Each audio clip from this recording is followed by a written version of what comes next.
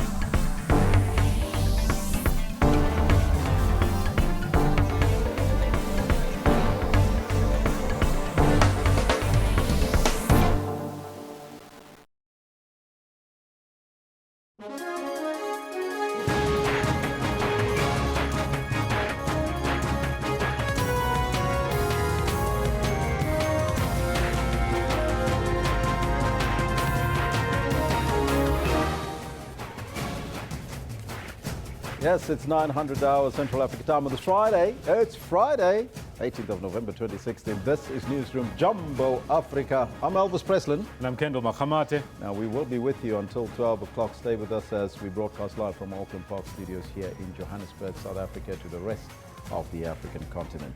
Now, let's take a look at our focus today. It's a very special one. Two men appeared at the Middelburg Magistrates Court yesterday for being involved in what appears to be a racially motivated incident where they forced a man into a coffin, threatening to bury him alive. So the question we asked today really is, it talks to that, and it says, how should South Africa close the coffin on race hate?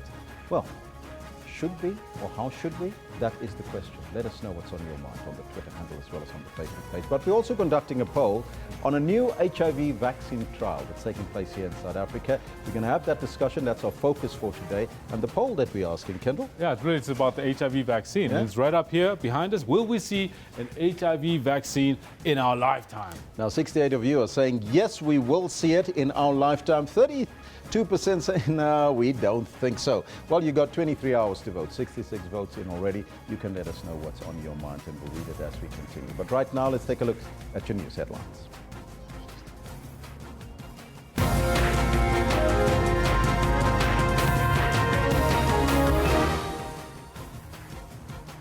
Mozambique has sent a team to investigate the accident of the fuel truck explosion that claimed over 70 lives in that country. We'll take a look at that and we'll also get an updated report on that.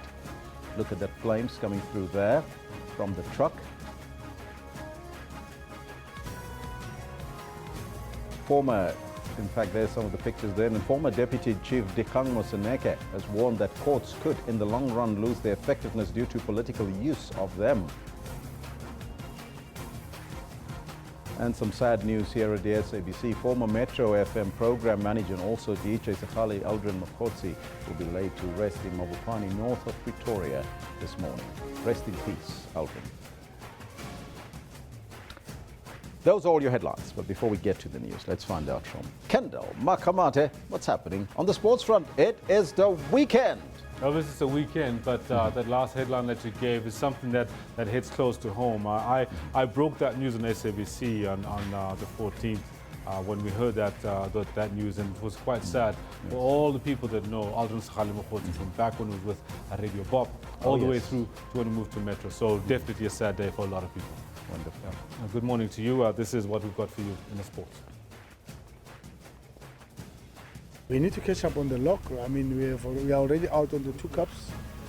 We lost the top 8, but I don't want to complain about top 8 because for us to play 2 cup finals in 3 days, you can't have everything. The Absa Premiership resumes, and the pick of the weekend is the clash between Giants, Mamelodi Sundowns, and Kaizer Chiefs. And the Springboks are hoping for a redemptive victory against Minnows, Italy, this weekend. All this as Proteas stand-in captain Faf du Plessis has been charged by the ICC for ball tampering in South Africa's emphatic victory over Australia in Hobart. I'll bring you all this in more detail at 10:40. Be sure to stick around for it, but for now, Elvis has got the news for you. Thank you, Kendall. Top story this morning. A fuel tanker exploded in northern Mozambique, killing more than 70 people and injuring over 100. Two Mozambican ministers are part of a team sent to the province of Tet near the border with Malawi to assess the situation where a fuel truck exploded yesterday. According to government officials, people were siphoning fuel from the truck when it exploded. One report suggests that the truck had overturned. The team will seek to establish what exactly happened. Here at home, the former Deputy Chief Justice, Dikgang Moseneke, has warned that courts could, in the long run, lose their effectiveness due to political use of them. Moseneke was delivering the annual Helen Suzman Lecture at the Gordon Institute of Business Science in Johannesburg last night. He says South Africans should rather engage courts and other institutions of democracy on issues of social justice and advancement. Moseneke called for the revival of social mobilization to engage with various social issues affecting society. Sad news, as we indicated earlier in our headlines. Former Metro FM program manager Zakhale Eldrin Mokotsi will be laid to rest in Mabopane, north of Pretoria, this morning. The funeral service will be held at St. Barnett Anglican Church in Buchenhout. Mokotsi died in hospital on Monday at the age of 47. At the time of his death, he was working as a presenter for commercial radio station Northwest FM. The radio personality also worked for another SABC radio station, Motsweding FM. Mokotsi started his radio career at the then Radio Bob in the 1980s. He'll be sadly missed. Now, 6 men are still at large after a brazen robbery at the TLC Children's Home in Aikenhof, south of Johannesburg. The men hijacked an ambulance posing as paramedics before staging the robbery. Now, this is just a week after yet another robbery at the centre. It's an incident that's left children and staff at this home traumatized. The drama started after a fake call for an ambulance to be dispatched to Aikenhof. Before the ambulance reaches there, there were 6 men who were standing on the street who stopped the ambulance and indicated that they are the one who called the ambulance for help. And indeed, when they get in, what surprises the ambulance driver is when they were stripped their uniform, and they wear their uniform and they drove the ambulance towards to this home. Here, they kidnapped a security guard and 4 children. Carlton Jarvis was one of them. He said, "Tell me where the safes are." I said to him, the safe was broken into the previous week, so there are no more safes on the property. So he said to me, "Why am I lying?" And I said to him, "I'm not lying, because you're lying to me because I was in your house last week and I took the big safe, and I know for a fact there's other safes on the property." And then he got agitated and said, "So now you're talking nonsense to me, so now I'm going to have to kill you slowly." The robbers then fled empty-handed. They were stopped by police and a shootout ensued. It's the second incident at this home in the space of a week. Last Friday, the owner was robbed at gunpoint of 17,000 rand. Thea Jarvis was sleeping in this room when the criminals attacked. A gun was forced into her mouth. The robbers also ransacked the home's nursery. Those people were in the nursery, in this nursery, and they were tying up the volunteers and, hurting the volunteers. And would have maybe just been one second thought, well, why shouldn't I hurt a baby? Johannesburg Emergency Services have raised the alarm over the targeting of its staff and vehicles. We are really concerned about the number of attacks. From the beginning of the year, we have had a number of them. I would say over 10 incidents where paramedics were attacked. We've had an incident in Yeoville, also in Brixton, and the latest one was the one in Aikenhof. A manhunt is underway to try and find the suspects. Mangoba Mchunu, SABC News, Aikenhof, south of Johannesburg. Chris Hani's widow, Limpo Hani, has called on former President Thabo Mbeki to sue the production company behind his exclusive interview with Hani's killer, Clive Derby-Lewis.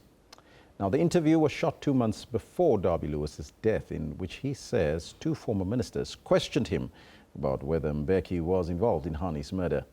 In the interview with Forum Productions, a subsidiary of AfriForum, Derby-Lewis denies Mbeki was ever involved. Now, the SACP wants correctional services to investigate the matter as the interview is in violation of Darby Lewis's parole conditions. Why did you kill Chris Hani? As far as we were concerned, he was public enemy number one. And so starts the 4-part documentary, in which Clive Darby Lewis details how he met Janusz Walusz, the triggerman.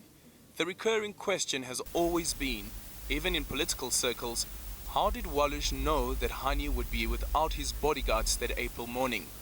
He just happened to be patrolling the Dawn Park area where Hani resided and saw that Hani didn't have bodyguards, and he thought, well, this is the golden opportunity. The name of former President Thabo Mbeki and close comrade of Chris Hani bandied about, but the man behind the killing has set the record straight. I said, I don't know Mbeki from a bar of soap. I've seen photographs of him in the newspaper, but I would never talk to Mbeki because he's from the ANC, and the ANC are my enemies. A former comrade who knew Hani and Mbeki well is Mondli Ngugubele, who was on the scene of Hani's murder. I don't remember Chris displaying a negative attitude towards them. He would have expressed political difference with anybody, but I don't remember this bitter sense of revulsion. Whenever he spoke, he had a lot of respect for Comrade Thabo, as far as I remember. Remember, I'm saying to you, in his 50th birthday, Comrade Thabo was there. It's been echoed by the ANC, while the Hani family has reacted with anger to the production. I think it's very rude, it's very wrong to use a name of our former president in something that is nothing but speculation. I don't know how the law works, but I would encourage President Thabo Mbeki to take them to court. The production team behind the documentary is sticking to its guns. We of course believe that this interview is a very important part of South Africa's history.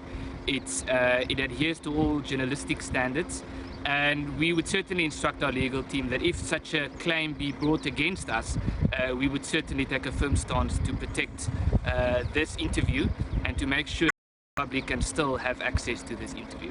Mbeki's office has been unavailable for comment. Alderin Simpier, SABC News, Johannesburg. That's your news for now. Focus of today, it's on an AIDS vaccine for South Africa. Now, South Africa has taken an historic step in the quest for an HIV vaccine. A 4-year South African clinical trial is currently underway in what is hoped to be a possible solution to the HIV pandemic.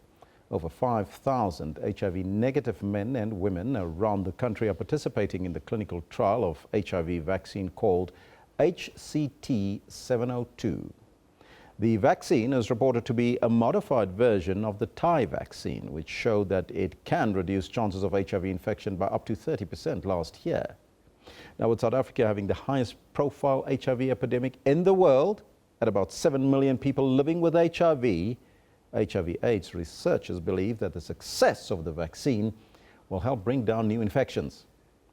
Now, to discuss the clinical trial in detail and what it means in the fight against HIV/AIDS from our Durban studios, we are joined by Professor Salim Abdul Karim, who is a clinical infectious disease epidemiologist, and he also runs HIV clinics in KwaZulu-Natal. A very good morning to you, Professor, and welcome. Very good morning.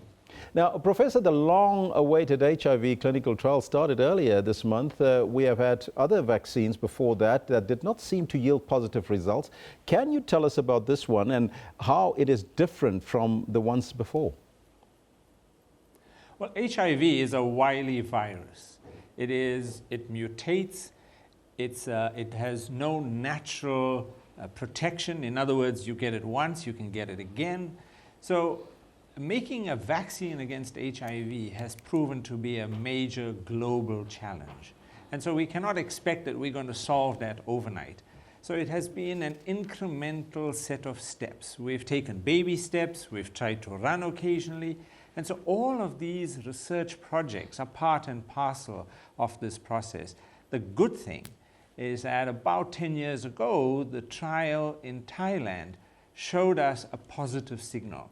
Now, it wasn't an overwhelming one or exciting one, but it showed us something very important, that this vaccine could protect people in Thailand against HIV.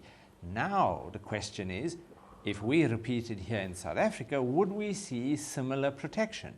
Is this vaccine capable of preventing HIV. Now, the new vaccine is said to be 30% more effective than the Thai vaccine, which reduces the chances of HIV infection by 30% last year. Should we then get our hopes up, you think, Professor? No, I mean, the reason we do this kind of research is because we don't know the answer. If we knew the answer, what's the point of doing the study? So when we start such a study, we start on the basis that we are hopeful, but that we maintain a healthy skepticism and we remain open to an outcome that might be positive or negative. We will learn a lot either way. And no matter what the result of the study is, it will help us move forward eventually to an AIDS vaccine. Now, what does this vaccine then mean in the quest for an HIV cure around the world, Professor? Is that maybe the way to go and to look into the future to see that this could be probably the solution? So this trial is a very important study in that it gives us an opportunity to examine whether there's a consistent benefit from this particular kind of vaccine approach. When studied in Thailand, there's a promising signal.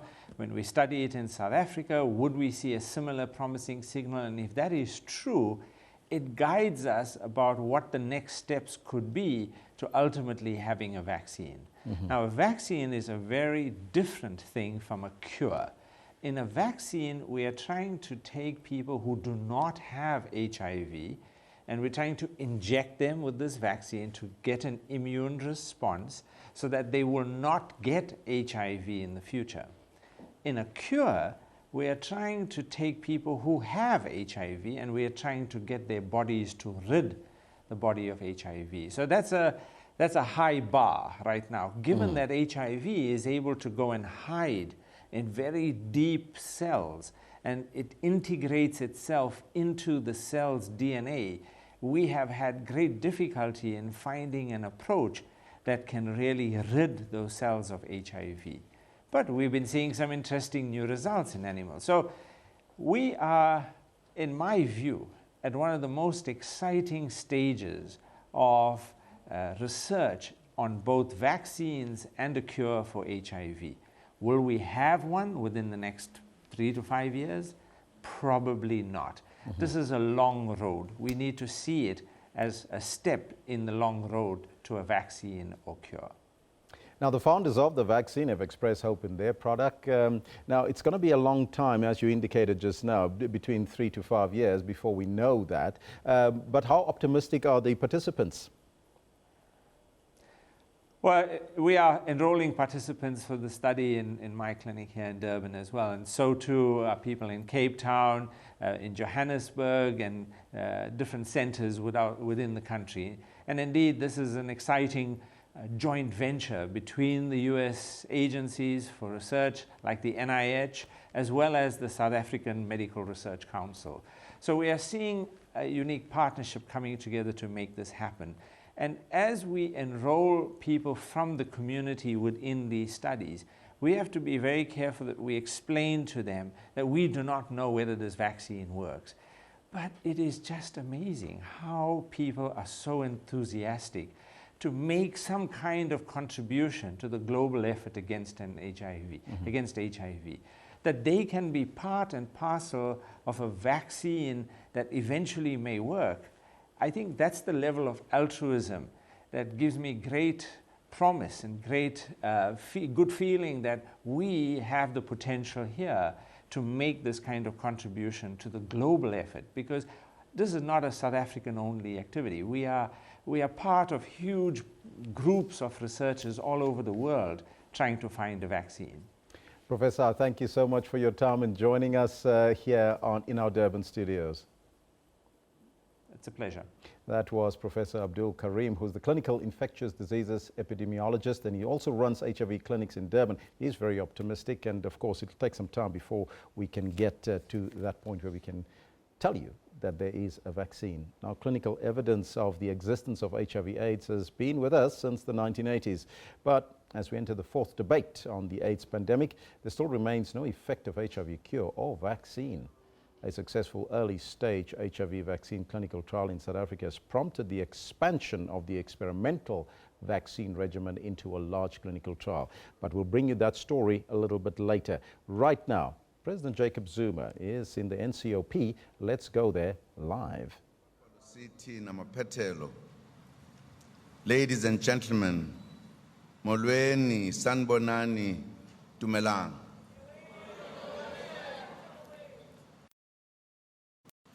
We thank the NCOP for bringing us together for another session of taking Parliament to the people.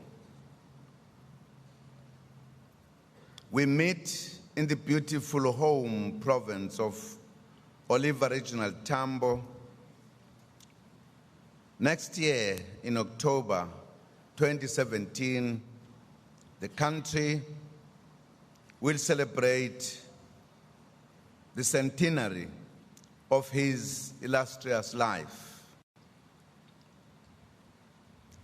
An interministerial committee has begun planning this momentous celebration of a national hero and a man who sacrificed a lot for the liberation of our country and its people. One of the highlights of the year 2016 is that it marks the 20th anniversary of the signing into law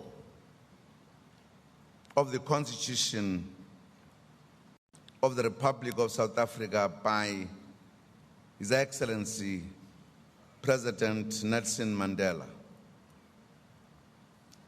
This took place in Sharpeville on the 10th December 1996. The executive, judiciary, and the legislature and our people will come together in Sharpeville on the 10th December next month to mark this historic occasion. The anniversary is an opportunity for us to recommit ourselves to building a truly non-racial, non-sexist, democratic and prosperous South Africa, as called upon by this progressive constitution. Honorable members, just over 3 months, over 15 million South Africans came out to vote in the local government elections. Of the 257 councils, only 2 have not been constituted as a result of court proceedings. Ngutu local community and Nzinyati district municipality, both in KwaZulu-Natal. The success in constituting councils means our local government sphere has come of age. On the 9th of November, the first by-elections of this new administration were held in 15 wards across 6 provinces, and these also went very well. The task now is to continue improving the performance of local government so that services to our people can be delivered better and faster each day. Inhloso kahulumeni ukuthi abantu baphile kangcono, bahlale ezindaweni ezinezidingo, ugesi, amanzi, imitholampilo, imigwaqo, izikole kanye nokuphepha kuphele ubugebengu. Asisoze siphumule uma kusekhona abantu abalala bengadlile, abahlala ezindaweni ezingaphephile, abangenawo ugesi namanzi nezinye izidingo. Kuningi osekwenziwe uhulumeni. Is being made in many areas. Let me talk about housing, for instance. Government has an impressive record of delivering over 4.3 million houses and subsidies since the dawn of democracy.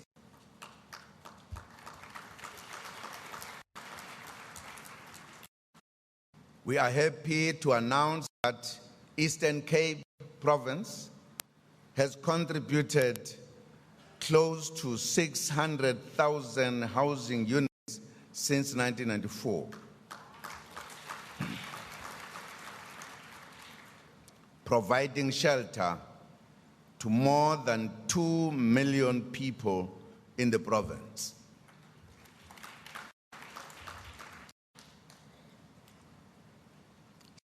Beginning of the current financial year, which is April 2016, we have successfully delivered more than 1,500 houses and services to the people of various communities in the Buffalo City Metro at a cost of about 125 million rands.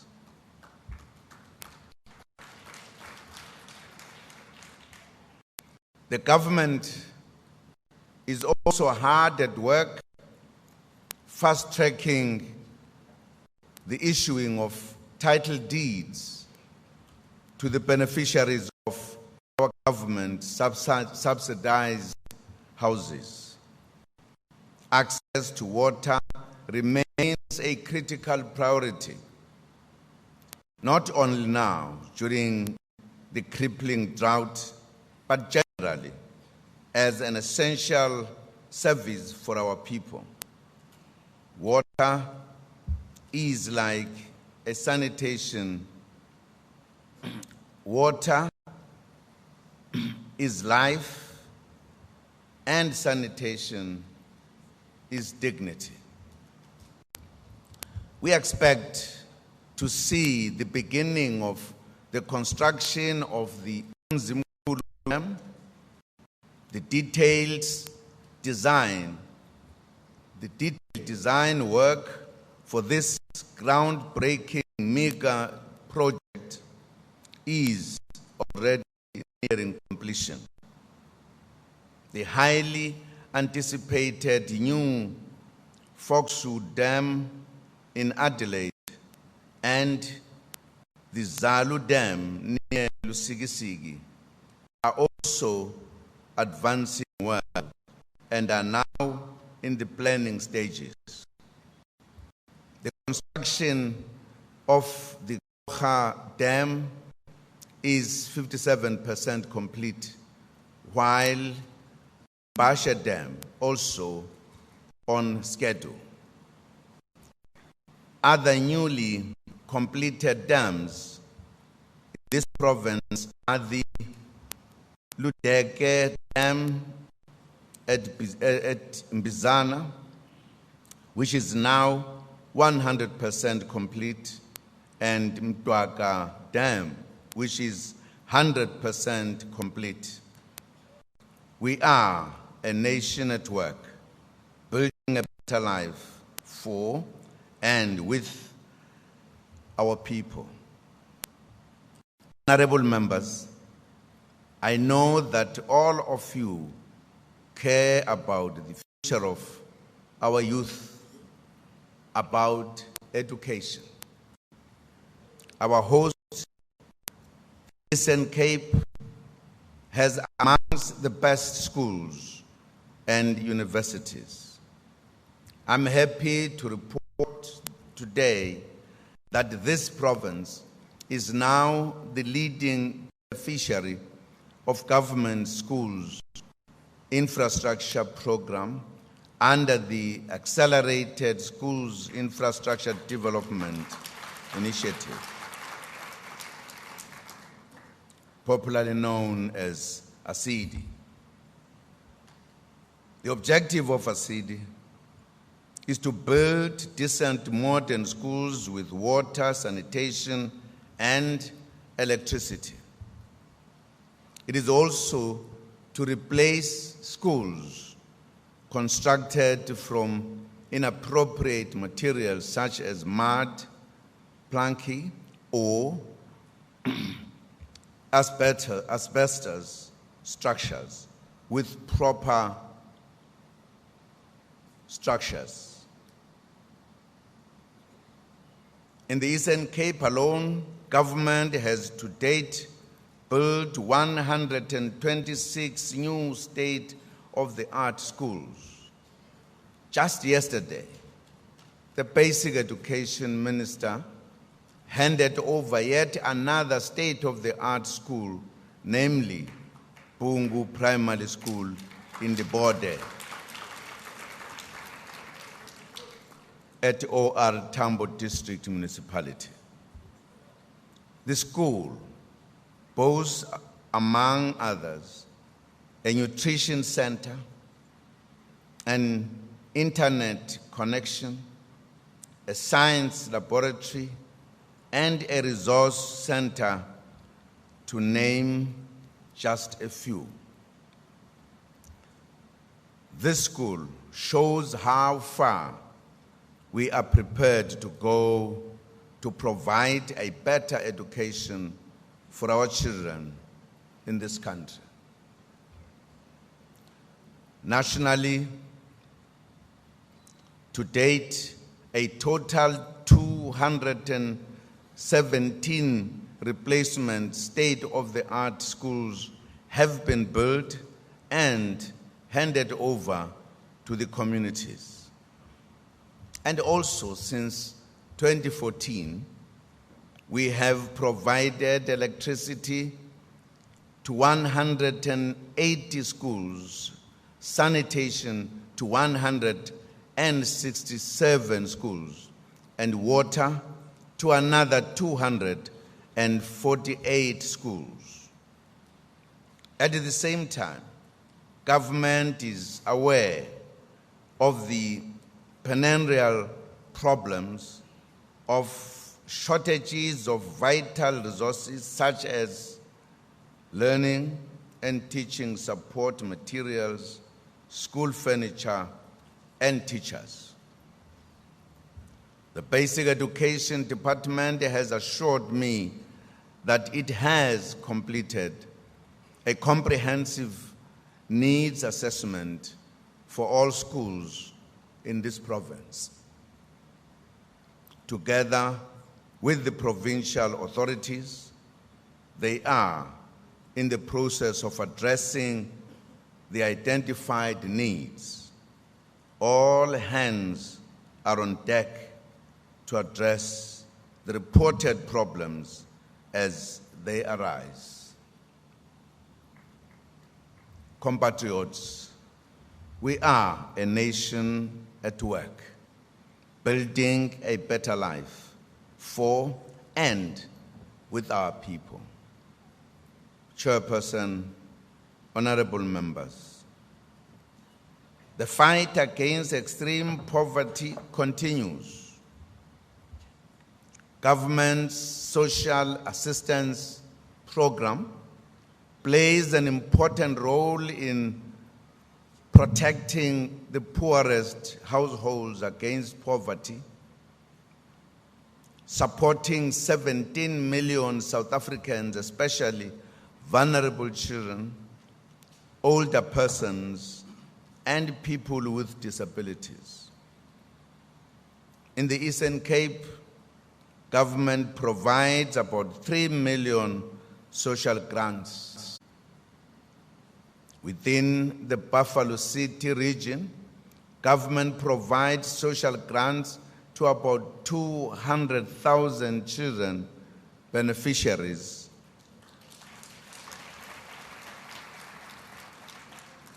Located particularly in East London and King Williamstown to alleviate poverty. Government is also keen to provide income-generating opportunities for beneficiaries of the social grants. Opportunities exist in the provision of school uniforms to vulnerable children, food, to the network of food distribution centers, and also the provision of other goods and services. 139 cooperatives in the Eastern Cape have been constructed to provide social relief of distress packages of food parcels at a value of 6 million rand. In 2013, Cabinet approved the National Policy on Food and Nutrition Security, together with the Household Food and Nutrition Security Strategy. In line with this policy, food distribution centers were established, with food being bought from local producers and suppliers.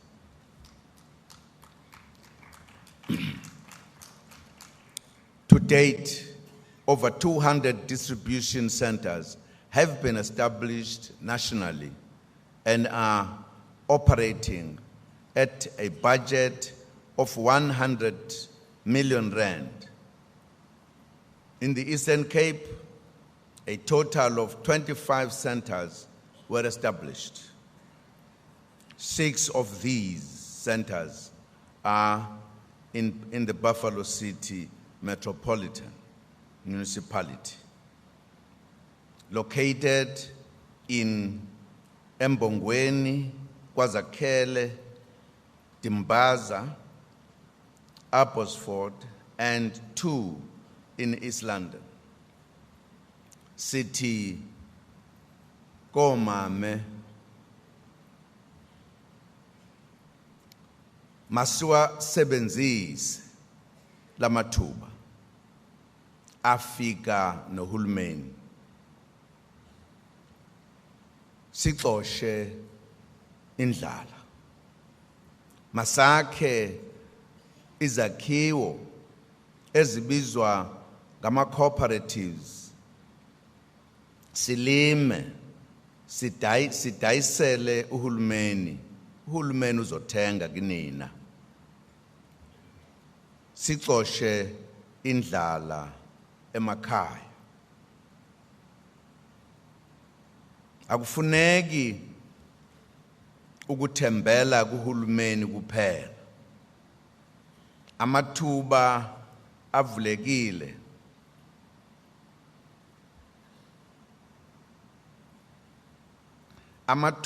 avulekile ukusebenzisa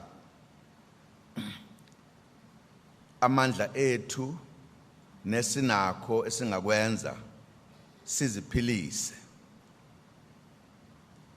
Chairperson, I believe that we all share the concern about the future of our youth and the need to provide the best opportunities for them, which will which we did not have during our time when we were youth.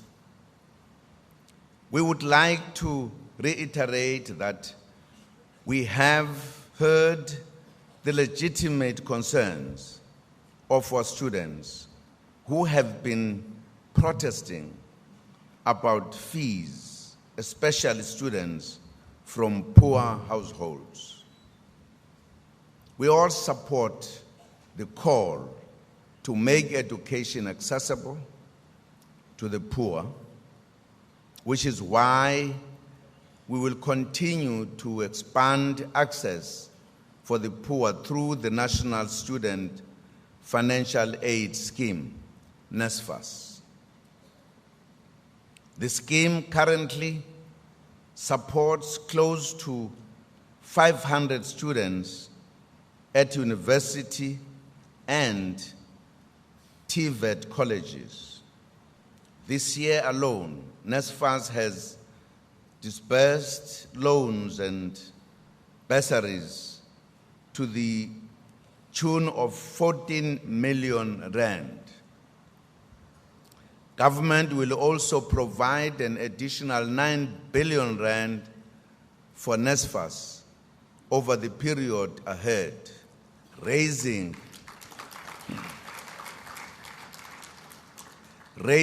its funding by over 18% a year to universities over the next 3 years. Sifisa ukugcizelela uqinisa ke ukuthi uhulumeni uyavuma ukuthi izingane eziphuma emakhaya ampofu kufanele zisizwe uma zifunda emanyuvesi nasemacollege. Uhlelo lwemali iNSFAS luyaqhubeka nokusiza intsha. Siyaqhubeka futhi nokufuna amakhambi okusweleka kwemali yokufunda emakhaya. Amakhaya amaningi adingayo. Kunekomishana entsha, kunekomishana ehleli sikhuluma nje eholwa ijaji uHayer ebheka ukuthi singayixazulula kanjani lenkinga yokufunda kwabantwana. Njengoba abantwana babekhalile ukuthi bafuna ukufundaze, ukuthi ukuze lokho masithi siyakwenza sizokwenza kanjani ukuze kwenzeke, singasho nje kanti sizokwenza. Lo msebenzi usaqhubeka. Ikomishana bude buduze nje izoreporta ukuthi isihambe yafika phi. Lokho kuzosiza ukuba isizwe sonke sizwane ngokuthi sizokwenza kanjani ukuthi abantwana bafunde, kungabi khona umntwana ongezufunda ngoba kuthiwa uphuma emzini entulayo. Sinxusa izinhlangano zomphakathi nezemfundo zibambisane nale commission, zihambise imibono khona ukuze izwe lithole ukusizakala. Bonke abanembono abangase babe namasu ukuthi singafinyelela kanjani kuleli thuba elifunwa isizwe ukuthi abantwana abatholi ithuba lokufunda, kungathi abangenalutho bangalithola ithuba lokufunda. Siyokhumbula ukuthi bakwethu lolu daba lokuthi imfundo iyohamba kanjani lwashiwo emashumini amaningi eminyaka edlule ukuthi uma sesikhulekile kofanele ukuthi iminyango yezemfundo ivulwe kuwo wonke umuntu, kuthi labo abahluphekile uhulumeni abasize ukuze bafunde. So ukuthi imfundo ibaluleke kangakanani yinto esayisho nangenkathi kuleli nkuleko kwakungenye yezinto eyayihamba phambili. Uhulumeni usenze lukhulu-ke ekuzameni ukugcwalisa leso sithembiso. Sikhuluma nje kunezikole ezingasatheli imali emfundweni ephansi, okungenwa kufundwa mahhala. Lokho kusho ukuthi uhulumeni lenqubomgomo yakhe ngokwezemfundo ukuthi abahluphekile abangasali ngemumva useyayenza, uyayimplementa kumanje. Kwezemfundo ephakeme leNSFAS engikhuluma ngayo yona ehlangabezana nezingane ezihluphekileyo. Into efunekayo ke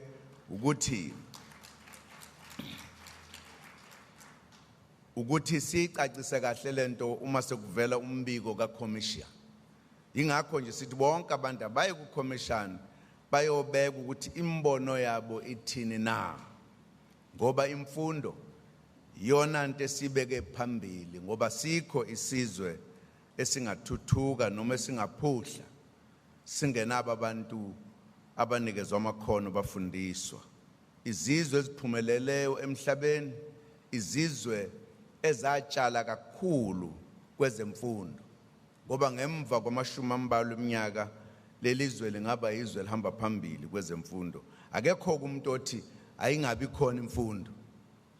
Sonke sisho njalo, asingakubangike lokho. Silwe sengathi kukhona abathi abayifuna imfundo. Siyifuna sonke. Ukuthi nje sizoyenza kanjani siyenze kungekho ukungezwana. Ingakho nje sithi abazali nabo bonke abantu mabasukume, sijabule kakhulu ukuthi basukumile njengoba abantwana bebebhikisha. Honorable members, beyond higher education, we are acutely aware of the challenges, particularly of unemployment among our youth. Our university graduates sit in street corners and road pavements, crying out for something to do, anything, as they say. Government is doing its best, working with business and labor to create the right environment for job creation. We are also creating more opportunities for business to thrive. Right here in the Eastern Cape, government has, through the Department of Trade and Industry, made possible approximately 23 billion rand private sector investment through various incentives programs that has supported over 33,000 jobs, over 9 billion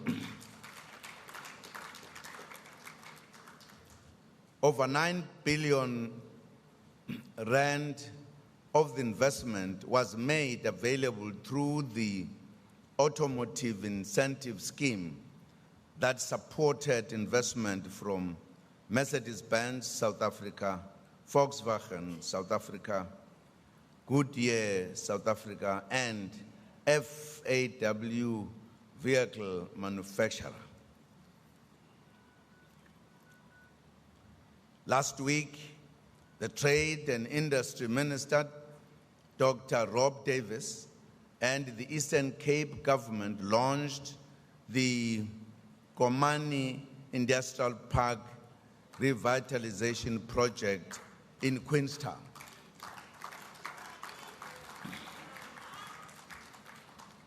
This is the fourth industrial park to be launched this year. To date, the 4 launched parks combined employ almost 40,000 people. Indeed, we are a government at work.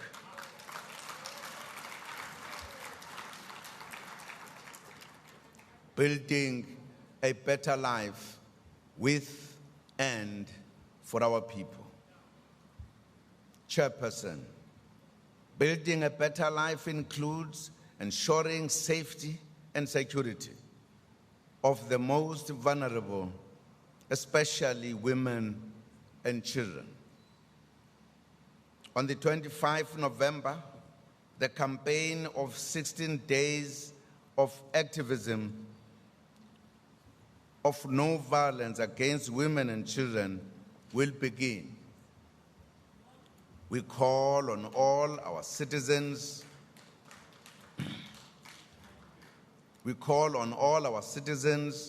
to join hands with government and civil society organizations to fight the scourge of abuse and violence against women and children. We urge the police to treat these cases with empathy, seriousness, and urgency. Let us increase the conviction rates so that we eradicate this scourge. Bagwethu, njengona zoqala umkhankaso wokulwa nokuhlukunyezwa kwabesifazane nezingane, sinxusa isizwe sonke ukuthi sibambisane nabomthetho ukulwa nalesi sihluku kanye nobulwane lokhu esithi ngesiZulu bunswela boya obubhekiswe kwabesimame kanye nezingane. Uma sibambisene sizokwazi ukubhekana nalenkinga siyinqobe futhi. Chairperson, building a better life means ensuring that... Honorable President, is that a point of order? On what point are you rising, Honorable Member? Yes, Chairperson, I rise on the point of order that on the order paper it's allocated 30 minutes to the President. He's already speaking for 32 minutes. Thank you. No. In terms of the rules of this House that guides the speaking time of the President is allowed to speak as long as he is allowed to speak.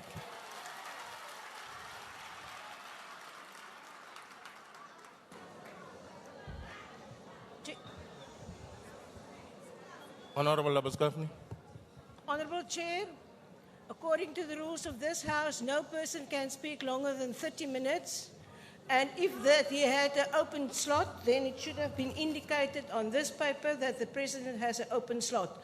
All parties had to give away 1 minute to lessen the procedure. So then the House must be consistent on the rules. The rules indicated 30 minutes, and the rules of this House say no person longer than 30 minutes. Thank you. In terms of the rules, in terms of the rule book that is before me, there is no allocation of 30 minutes. The speakers list that you have is the one that speaks of it. Thank you very much. Honorable President, can you continue?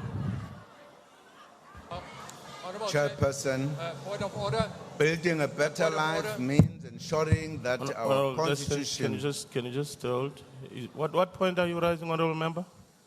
Honorable Chair, it's about my rule book, and I don't know whether it's been replaced. Can you speak to the mic, please? I can't hear you. Okay. Can you hear me now? Yes. Honorable Chair, I don't know whether we're using the same rule book. My rule book 45.1 states the following. Except where these rules provide otherwise, members may not speak in a debate of the Council longer than the time allocated to them in the in the list for scheduled speakers. Now, 45.2A makes provision where there is no such a list. There is a list, and I think you must either ask the President to stop, or you must take a decision from the House to suspend the rules. There's no other way out. Okay. No, Chief Whip, may I just make a ruling on this? Because the member is reading the rules very selectively. Because if you read 2 says that the president and the deputy president may speak as long as they may be allowed. Secondly, the presiding officer may use his or her discretion insofar as allowing a speaker at the podium to speak. And therefore, I am using 2 things. That is 2 and at the same time my discretion. And I'm allowing the president to continue. Continue, President.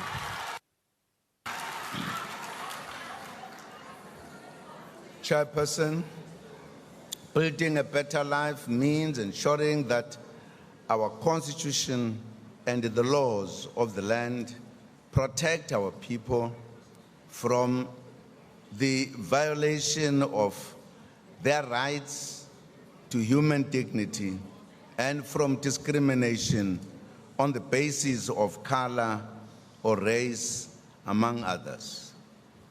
In this regard, allow me to strongly condemn the painful treatment meted out to Mr. Victor Mlotshwa from Middelburg, who was beaten up, put in a coffin, and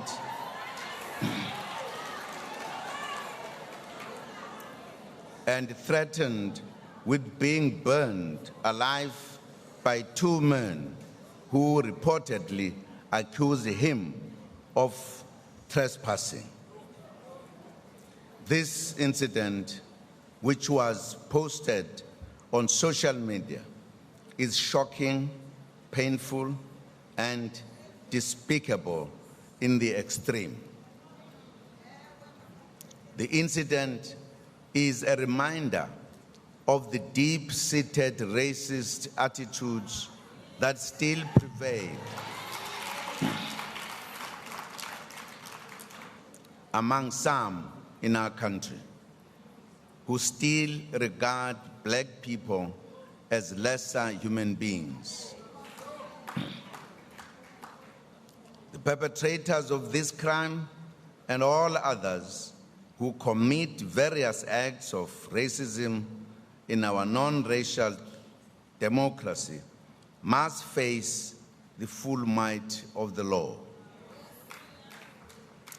This incident is also a reminder of the need to continue fighting for a better life for farm workers, given the secluded nature of farm work.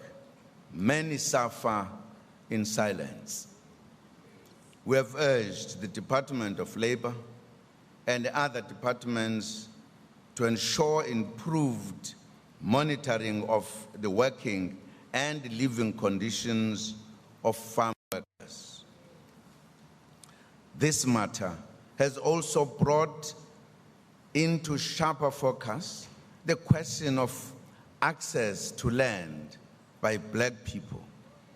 Since 1994, the Department of Rural Development and Land Reform, through the redistribution program, has transferred 4.7 million hectares of land. This is made up of 5,281 projects amounting to 12 billion rand. More than 120,000 households have benefited from the redistribution. In addition to the above, the Commission on the Restitution of Land Rights have transferred more than 1.9 million hectares to restitution beneficiaries since 1994. A program continues to be implemented, and government will continue to process land claims and assist communities to get their land back.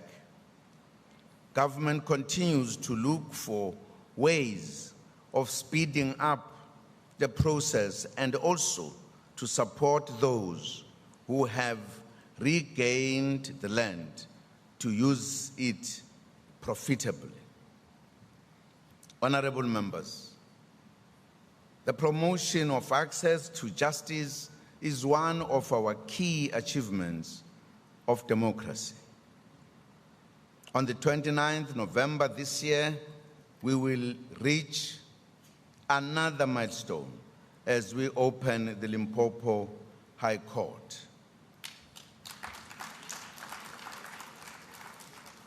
This is the first High Court building to be constructed since 1994 and the first High Court for the people of Limpopo province, who have heard to travel to Gauteng before.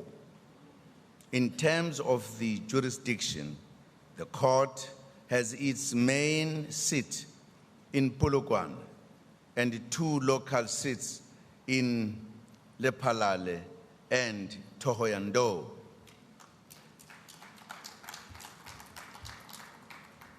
The services that reside in the Limpopo High Court are the Master of the High Court, Office of the State Attorney, Legal Aid South Africa, the National Prosecuting Authority, the Provincial Office of the Chief Justice, Office of the Family Advocate, and the Directorate Legal Administration of the Department of Justice and Constitutional Development.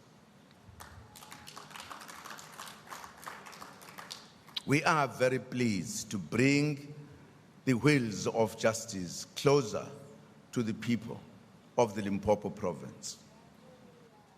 Chairperson, let me also take this opportunity to remind honorable members that November is Disability Awareness Month, during which we promote equality and opportunity for persons with disabilities. On the 3rd of December, the country will commemorate the International Day for Persons with Disabilities. Malungu ahloniphekile nomphakathi wonke, uhulumeni uyaqhubeka nokusebenza kanzima ukulungisa izimpilo zabantu. Abaningi sebekutholile ukusizakala. Siyazi futhi ukuthi baningi abasalinde izidingo nempilo engcono. Ngeke siphumule uma impilo yabamnyama ingakalungi, ingakaphucuki.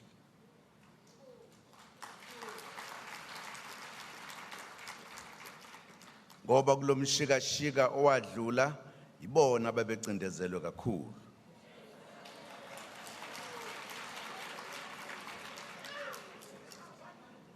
Ingakafiki esimeni esigculisayo.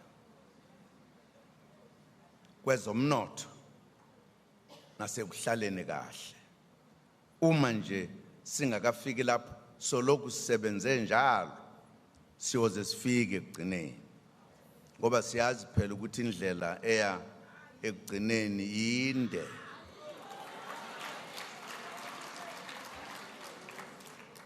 Njengoba siqhubeka nalomsebenzi wokwakha impilo ibe ngcono, siqhuquzela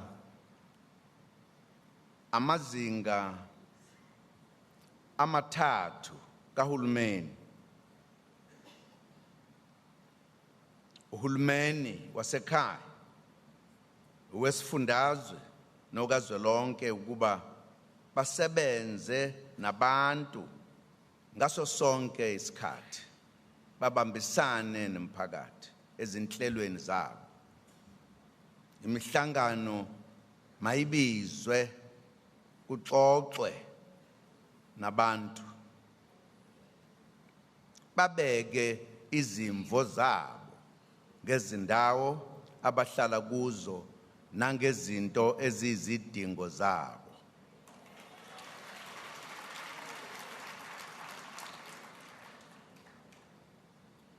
Abantu akufanele baze bagcwale emgwaqweni bebhikiza ngenxa yokungalalelwa abaphathiswa. Emazingeni ahlukene. Uma sijwayele noma siqhelile ukuthetha nabantu, abantu bazi ukuthi izingxaki zikuphi nokuthi xa kulibala izinto zophuhliso zilibala kanjani, ngeke baphumele emgwaqweni bayobhikisha ngoba bayobe bazi.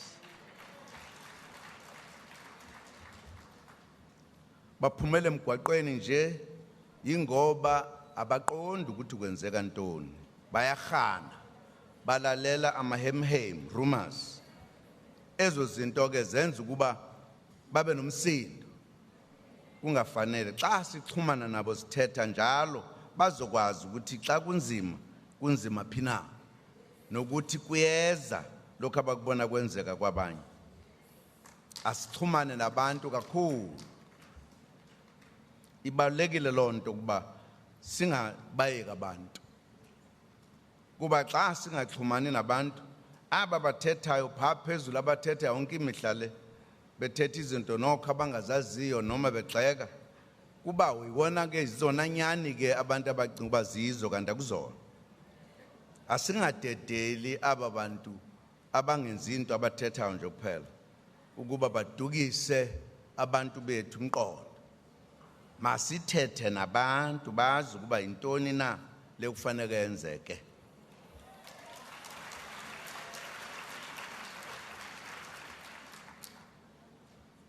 Honorable members, South Africa is a great country and has great people. Our country has enormous potential and can be a real powerhouse of the continent and create a better life and prosperity for all.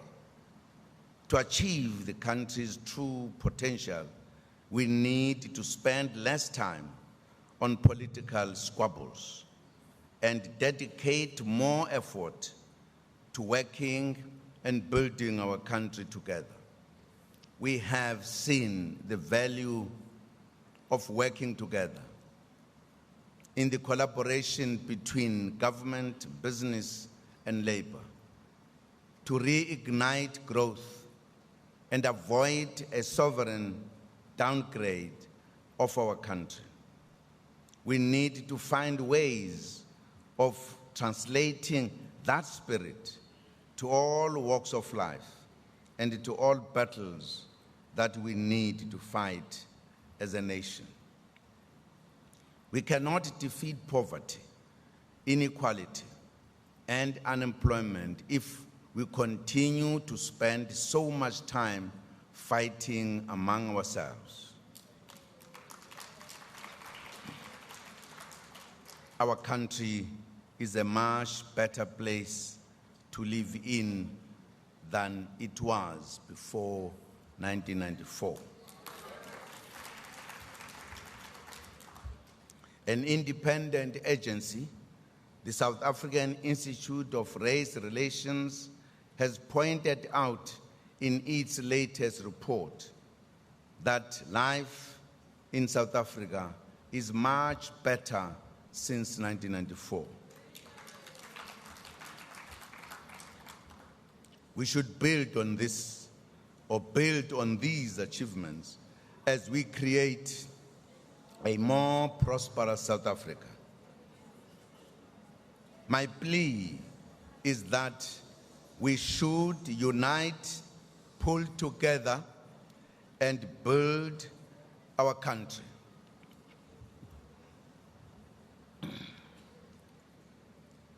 I thank you, Chairperson, for this opportunity to meet with the National Council of Provinces once again on its important program of taking Parliament to the people. I thank you. Thank you very much.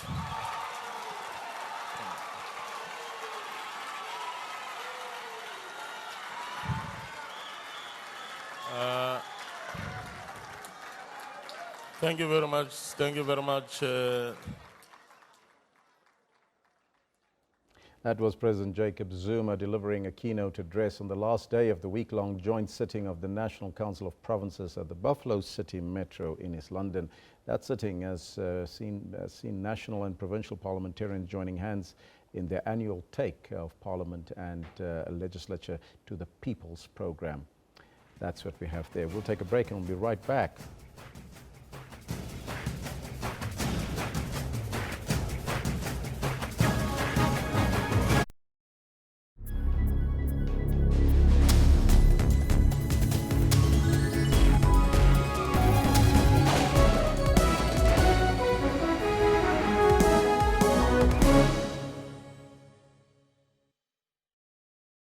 Macro is going big on festive season savings with high-tech deals like the new PS4 1TB slim console with Call of Duty and God of War 3, only 5,999, save 700 Rand. A Samsung 55-inch smart curved UHD LED TV for 14,999, save 3,000 Rand. And save 100 Rand on the new TomTom Touch activity tracker, now only 2,399. Share in these and other big festive savings for home, for business, for life. Macro, big on life.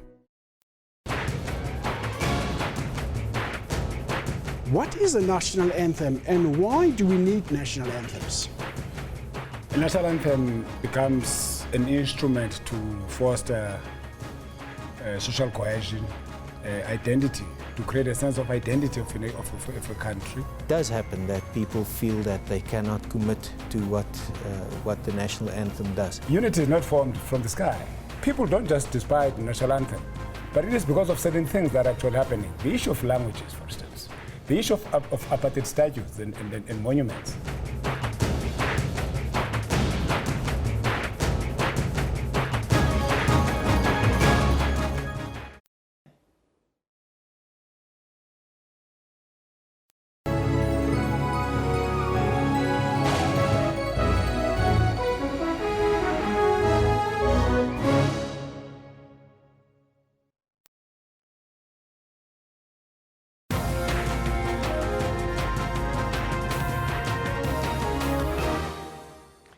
Now, today we're asking you a very good question, and that relates to, you remember what the President spoke to now at the NCOP with regards to the man in a coffin, of course, and he was put in a coffin and two white folk was going to bury him alive. So the question, of course, that we pose to you today is, how should South Africa close the coffin on the race issue, on race hate for that matter?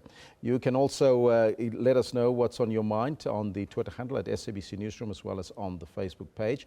We'd also like to, for you to engage in the poll. And the poll, we ask you the question, will we see an HIV vaccine in our lifetime? Remember, we've touched on that a little bit earlier. Currently on the poll, we have 112 votes. 66% of you rather are saying, yes, we will see an HIV vaccine in our lifetime, and 34%, a bit negative, they're saying, no, we won't see it. Well, the trials is ongoing, and we'll keep you abreast of that as it continues. Right now, the Protection of Personal Information Act, otherwise known as POPI, is soon to be implemented. It was signed into law by the President in 2013. Now, as its name suggests, the Act promotes the protection of personal information by public and private bodies.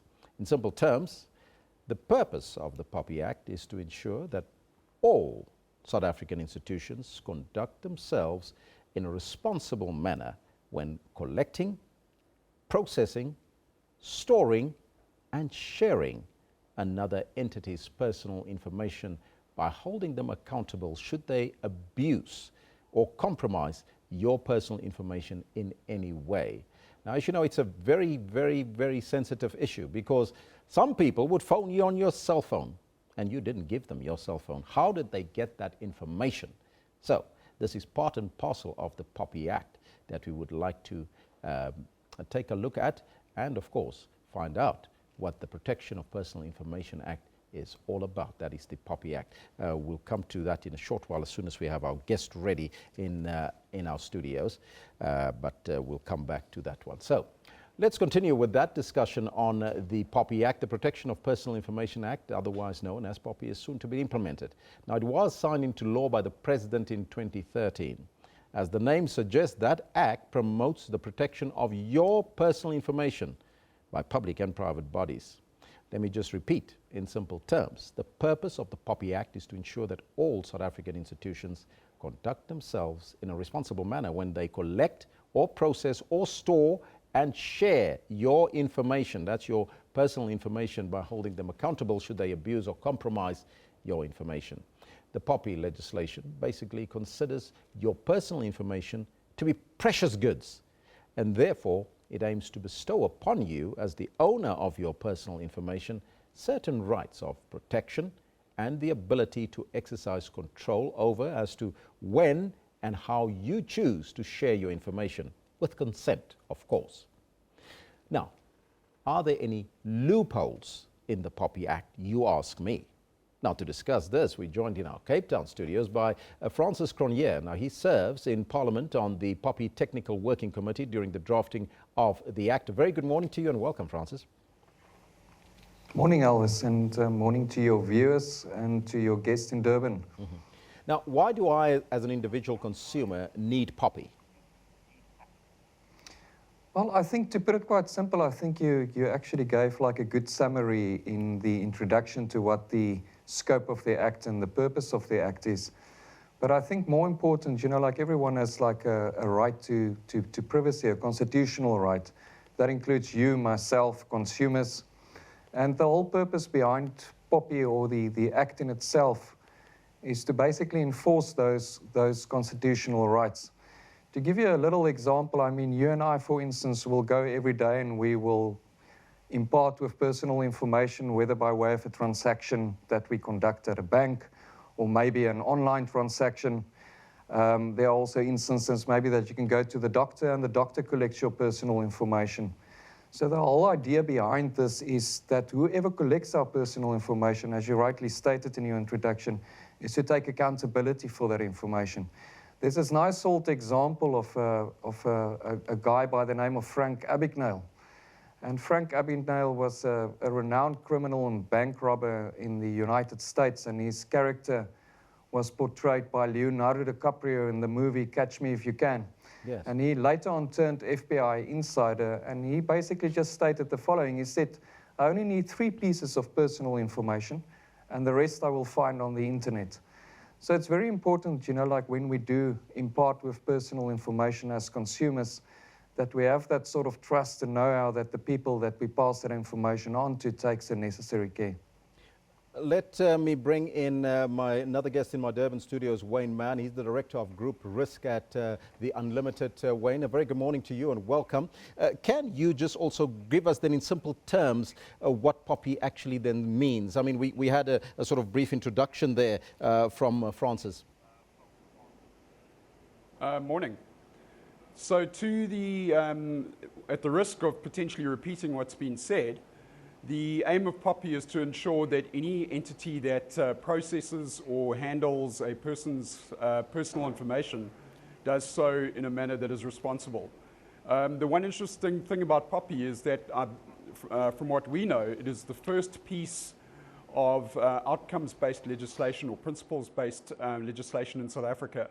And that essentially means that the regulators have not prescribed or presented a set of rules as to how companies should process information securely, but they've left that up to each company depending on its unique circumstances.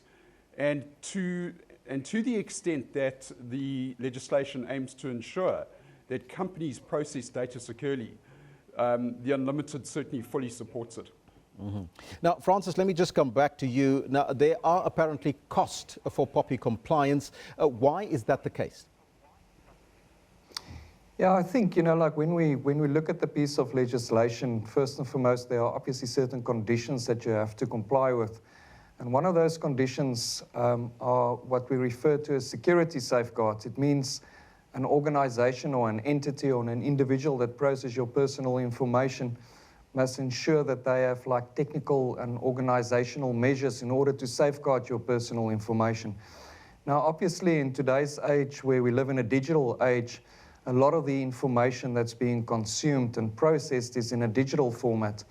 And obviously, together with that comes things or aspects like IT security, and these things come at a cost. I think, hopefully, you know, as we progress in the digital world, we have like cloud solutions which can drive those costs down. But at the same time, you know, if I'm like a small or SMME and I sit and I have like some physical assets, obviously I have to take some measures and I have to pay some costs to secure my building and to secure my physical assets. Not everybody is going to do it in the same way. Maybe you can decide to put on a safety security door, burglar proofing, you know, like while a bank, for instance, might take different measures. And the same applies to personal information. Obviously, it relates to the sensitivity of the personal information. I, as an entity or an individual, process how I would go about protecting that personal information in an information security age and from an IT security sort of perspective. So not everybody is going to spend the same amount of money on it. It depends. And one has to contextualize the personal information that you process. But definitely from that perspective, that's where we see probably companies will have to incur certain costs. Wayne, to come back to you, now Francis did mention small business, their SMEs, but what implications do you think will the POPI Act have on small and medium-sized enterprises? Elvis, the one thing that we are particularly concerned about, and I say this within the context of direct marketing being one of the very few industries in South Africa today that offers young people with a matric and little or no work experience employment. The one provision of POPI that we are particularly concerned about is that provision which is going to effectively outlaw electronic marketing unless the entity marketing in that fashion has the consent of the customer. Now, it's not difficult to imagine a small business that emails its monthly specials to a database, say, of 10,000 people, and the revenue that is generated from that marketing activity is sufficient to sustain that business. Now, once POPI comes into effect, that form of marketing will effectively be outlawed. And what makes no sense to us whatsoever is that consumers are already protected under the Consumer Protection Act.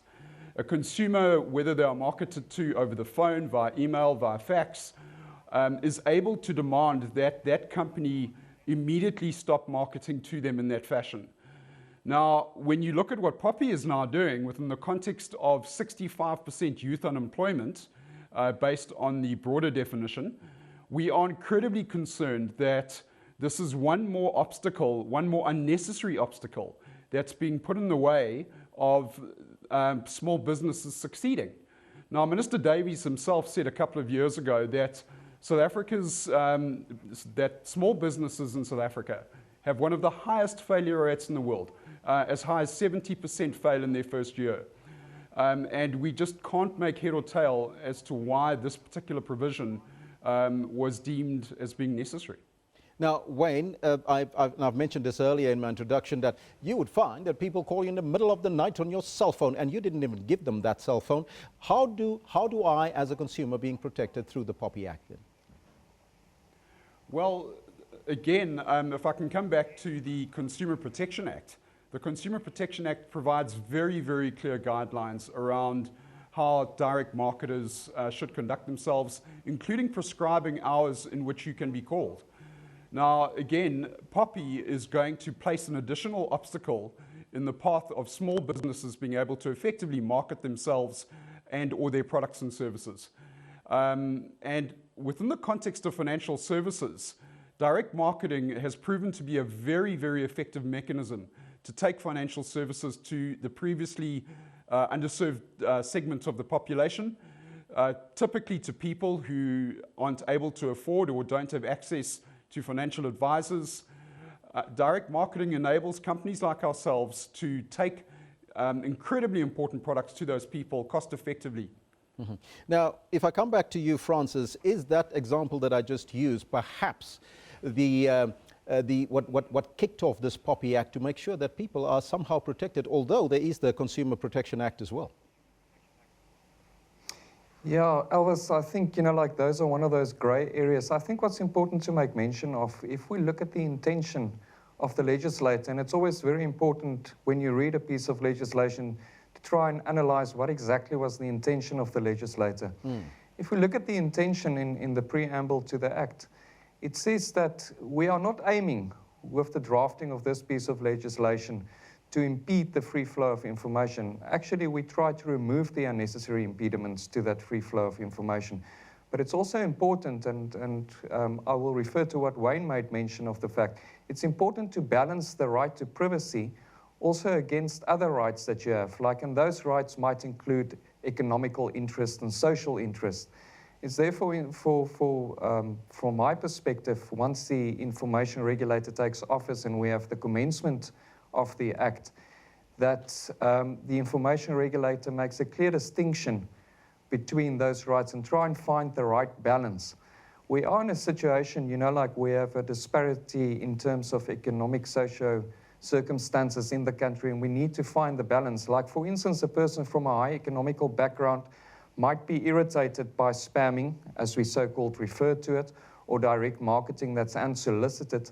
But when you speak to people that come from rural areas and they don't have access to other forms of communication over and above their cell phones, that might be the only way that they can partake in the economy. So it is a bit of a grey area, and I think that is something that the information regulator needs to address in the various codes of conduct, but also from the Direct Marketing Association perspective and all the other entities that have a real interest in direct marketing across the country, to understand how they find that balance and submit codes of conduct which the information regulator can then sign off, and through which we can then maybe have better clarity on this specific issue without damaging those people's economic interests. Who is the information regulator, by the way?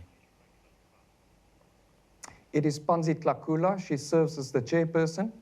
And then she also has 4 or 2 additional members that are permanent, and then 2 other members that will have a temporary role. So the Information Regulator's Office basically consists of 5 members, being the chairperson, 2 permanent members, and then 2 part-time members. Now, I want to go back to the point that you referred to earlier, and that's economic interest, which is very important to drive, especially small business and small, medium, micro-sized enterprises. There are concerns, though, that this POPI Act will stifle economic growth. Your take on that? Well, Elvis, I think there are 2 takes to this. I think Wayne made some remarks, and I think it does deserve concern. People are worried insofar it relates to the call center business, whether the impact that this piece of legislation might have on call centers. From our sort of perspective, we think that actually this piece of legislation could actually contribute to the economy, because suddenly we will find ourselves in a position where we have adequate data protection legislation. Now, from an international sort of perspective, you're not allowed. Let's take, for example, the EU that have similar data protection legislation. They are, for example, prevented to transfer personal information across borders if the country to which they transfer doesn't have adequate data protection. Now, if you think from an international call center sort of service, those sort of things are a real concern for example, an EU company if they want to utilize a call center in South Africa. With us now having adequate data protection legislation and going forward, that sort of impediment would be removed. And then we might find that companies across the world that do have adequate data protection themselves might utilize our call centers because they won't have that impediment of the personal information that we process in South Africa. Then just to take a step back in terms of the economy of existing call centers, Wayne correctly referred earlier that we already have the Consumer Protection Act that does refer to direct marketing. We don't think that direct marketing from a call center perspective would be impacted the same as, for instance, when you send electronic communications via SMS.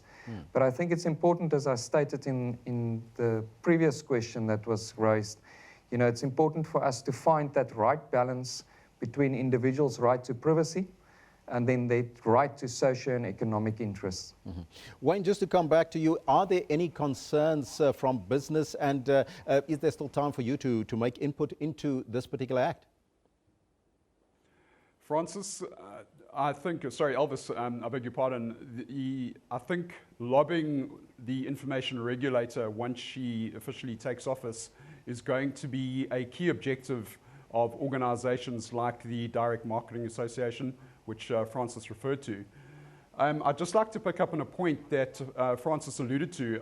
I absolutely agree that an act like POPI will make South African companies globally competitive and align South African companies with standards that have been applied successfully in mature first world economies.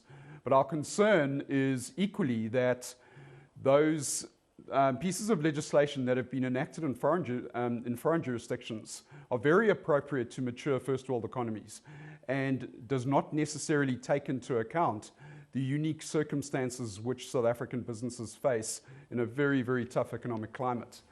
And on that point, I think we all acknowledge the fact that direct marketing, whether it be via electronic means or by call centers, comes with a certain stigma. And nobody likes getting those calls, especially late at night. But I think we all need to be incredibly conscious of the fact that the person making that call has made the choice not to stay at home, not to be on a social grant, but to go out there and do their best to earn a living. And within that context, we really challenge the perception and ask people, is it really that much of an inconvenience to receive that unsolicited SMS or phone call? Because the company that is sending them could very well employ anywhere from 10 to 50 to 100 people, who in turn are supporting another 2 or 3 people at home each. Just in closing, Francis, what next for POPI? Well, I think, we're in the fortunate position where the information regulator has been appointed, so it's a step in the right direction. Then we're waiting for them to basically announce the commencement date. And then once the commencement date of POPI has been announced, responsible parties, that meaning people who process personal information, will have 1 year to comply with the conditions and lined out in the Act and the Act itself.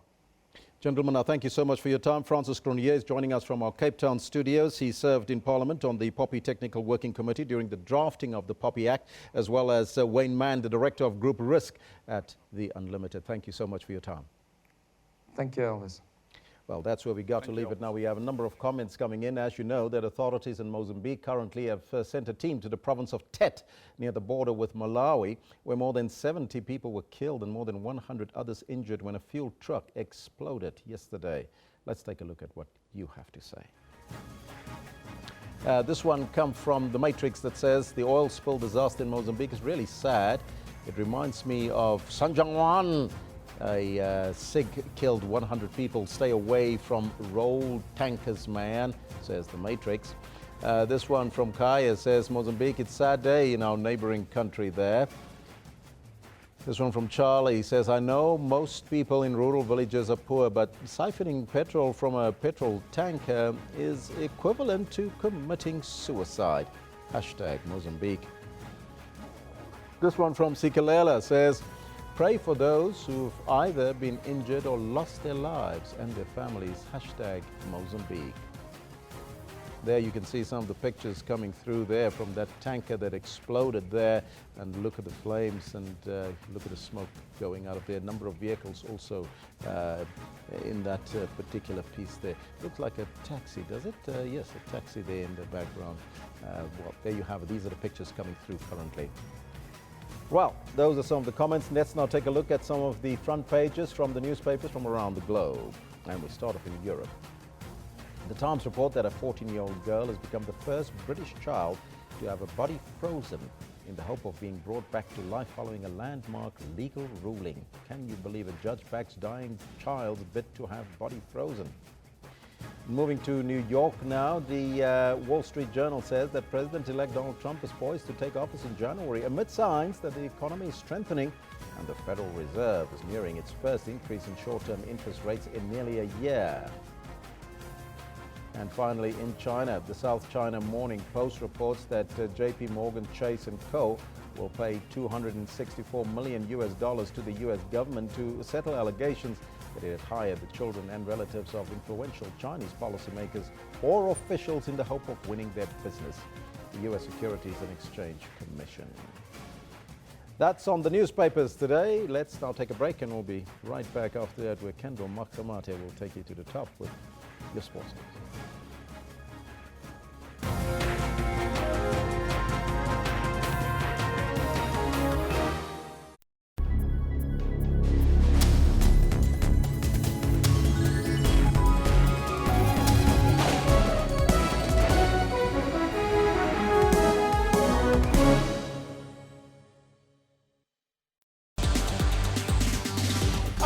We tell you about Africa's social media and technology landscape.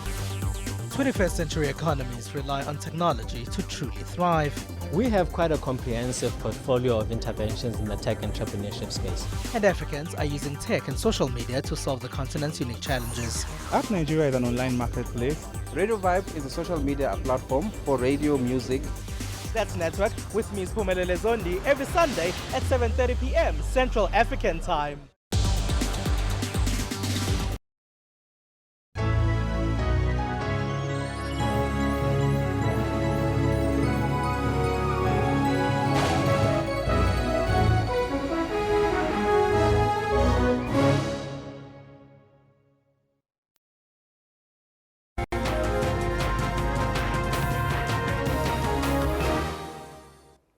Good morning, welcome back. The time has hit just after 25 to 11 on this beautiful Friday morning. Now, South Africa's Raven Klaasen and his doubles partner, American Rajiv Ram, must win their final round-robin match at the ATP World Tour Finals in London later tonight to keep their semi-final hopes alive. Klaasen and Ram will do battle with the Spanish duo, Feliciano and Marc Lopez.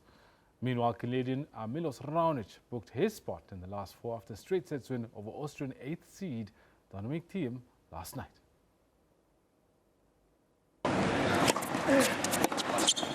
Raonic and Thiem went into the tie, knowing victory will take them through to the semis.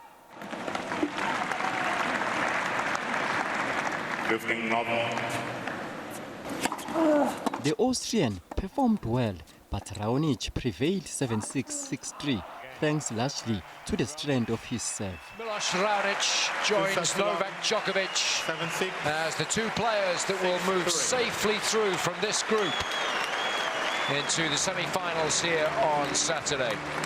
With the win, Raonic finished second in the Evenlandly group behind the second-seeded Serb Novak Djokovic. Raonic will be delighted that it was a straight sets victory. Thiem finished third in his debut at the event. One of the good guys of the ATP World Tour. Raonic will play the winner of the John McEnroe group tomorrow. This means a possible rematch with his Wimbledon finals conqueror, top seed Andy Murray. But first, the Scots must beat third-seeded Swiss Stanislas Wawrinka later today. Murray must win the tournament to finish the year as the world number one. The battle continues between Murray and Djokovic for the year-end world number one ranking. Mduduzi Ndlovu, SABC News. Now, the Springbok rugby team to face Italy in Florence on Saturday shows just 2 changes as well as 2 positional switches to the starting 15 as well as a further 3 on the bench. National coach Alistair Coetzee has opted for consistency against an opponent ranked 13th in World Rugby. This in an effort to secure the Boxers' first win on the end-of-year tour. Last Saturday's 37-21 loss to an average England team at Twickenham underlined that the Springboks only have themselves to blame for their current predicament. Still winless on the overseas tour, it's not because the opposing teams are any better than the Boks.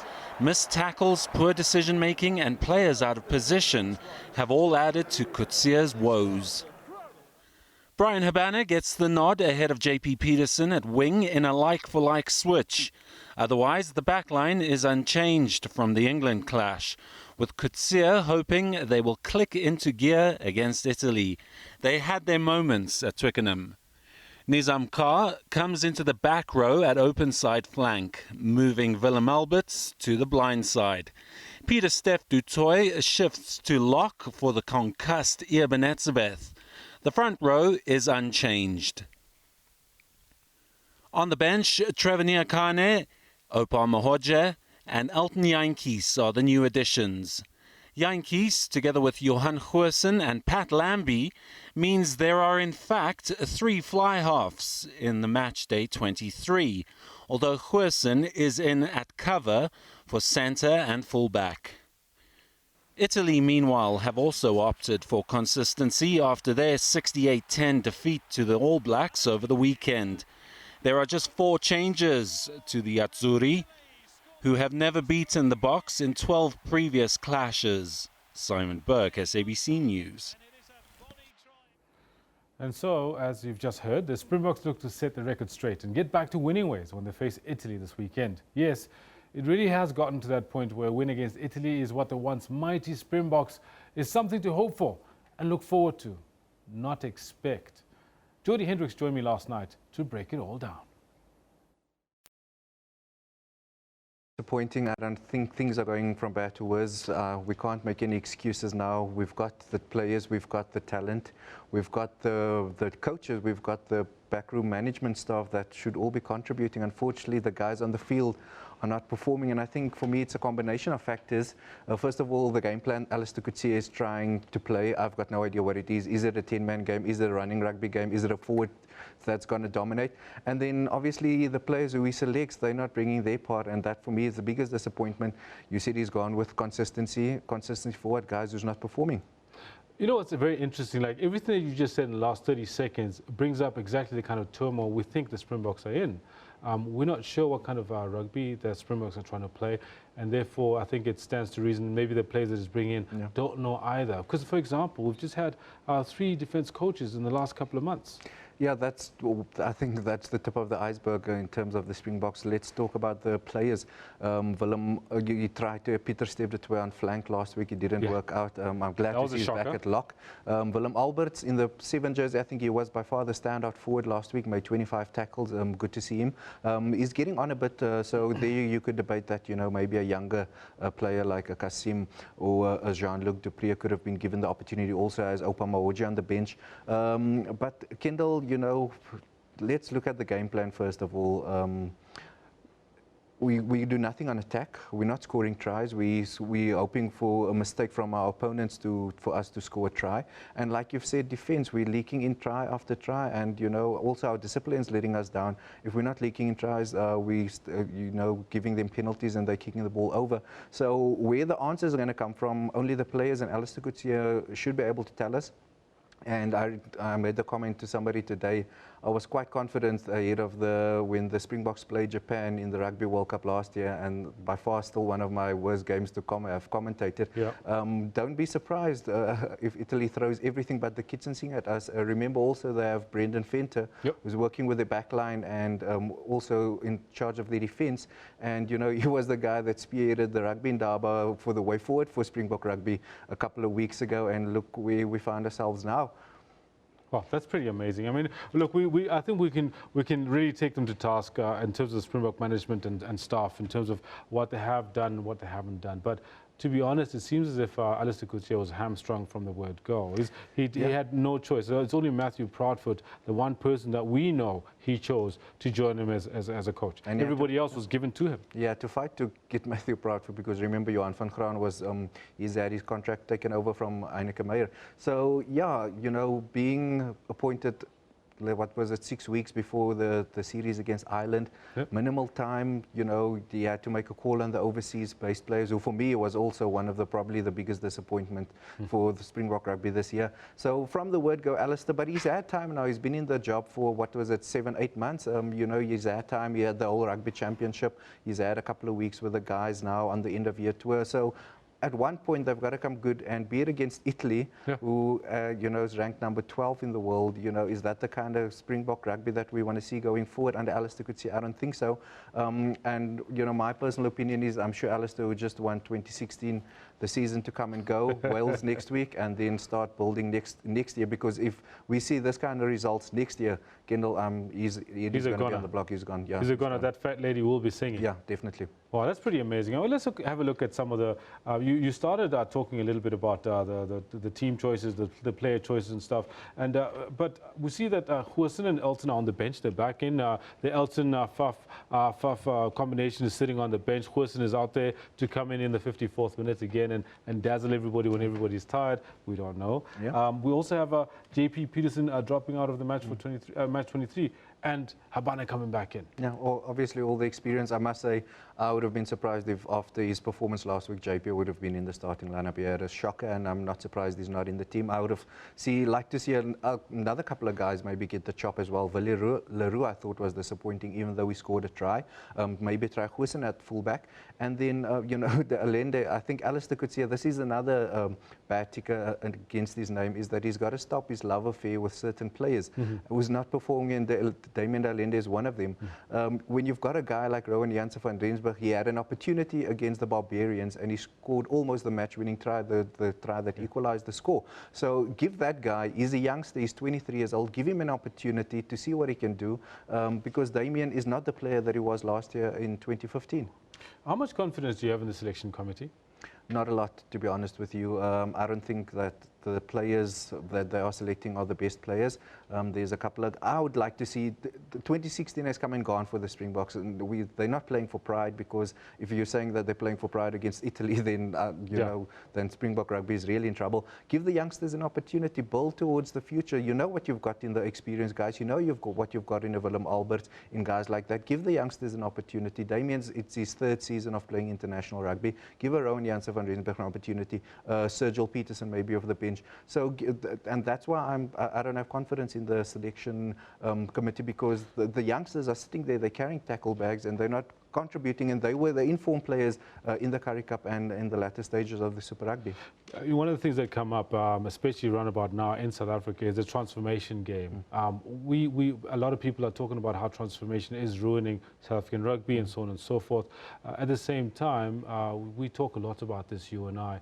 The cricket team has got 6 black players who are running roughshod over Australia out of 11. So 52, 53% of the players are black. And surely one can't blame transformation for what's going on. No, if you look at the starting lineup against England last week, I think we had 3 or 4 players of colour in the starting lineup. So who is to blame? If transformation is to blame, then the so-called white players need to take responsibility as well. But I think if you take the example of the cricket team, it was a process to get there. There was a lot of criticism when they started implementing their policies. And when Alistair was appointed, I asked him this question on the day he was implemented. I said, your transformation target of 50% black players by 2019 is a reality. How are you going to approach this? He gave me a long explanation, but now when you know you're under pressure, you do funny things and you make funny selections, and like I said, the selection committee they're not bringing their part because they want their jobs for the next couple of years, and so they're letting Alistair take the blame for that. Sure, we'll make a very interesting match-up, that one. The once mighty Springboks on their knees against the Minnows, Italy, ranked 13th. Now, the International Cricket Council has announced that it has charged South African cricket captain Faf du Plessis with ball tampering. The governing body found that du Plessis had breached the ICC's code of conduct after reviewing video footage showing the Proteas captain applying an artificial substance to the match ball during the 4th day's play in the 2nd test against Australia in Hobart. Now, the alleged incident happened on Tuesday morning when TV footage appeared to show du Plessis applying saliva and residue from a mint or sweet, an artificial substance, to the ball in an attempt to change its condition. This is in breach of Law 42.3 of the ICC Code of Conduct relating to changing the condition of the ball. Du Plessis had received a warning during the 1st test for deliberately bouncing the ball along the ground to rough it up. And in 2013, du Plessis was fined 50% of his match fee for ball tampering in the 2nd test against Pakistan. Du Plessis has pleaded not guilty to the charge, and as such, the matter will now be heard by Andy Pycroft of the elite panel of ICC match referees. Details of the hearing will be announced in due course. Now, 10 2008 Beijing Olympics medalists, mostly weightlifters and wrestlers, have been stripped of their medals after failing doping tests and retesting of samples. A total of 98 samples have come back as positive for banned substances in reanalysis from 2008 and 2012 games as the IOC attempts to root out cheats. The athletes named on Thursday included Russia's Kasan Barayev and Vitaly Rahimov of Azerbaijan, who both won silver in the men's Greco-Roman wrestling. Others included weightlifters, Russian Gadzmurat Akayev and Dmitry Lavikov, Kazakhstan's Maria Gravodskaya, Ukraine's Natalia Davidova and Irina Nekrasova. 2 bronze medalists, pole vaulter Ukraine's Denis Yurchenko and Greek triple jumper Chrysopigi Devetsi, were disqualified along with Kazakhstan's Aset Mambitov. The IOC stores samples for a decade to test with newer methods or to analyze performance-enhancing substances that have yet to be identified. And that's where we leave it for now. Up next is the weather forecast with Sihle Kunene.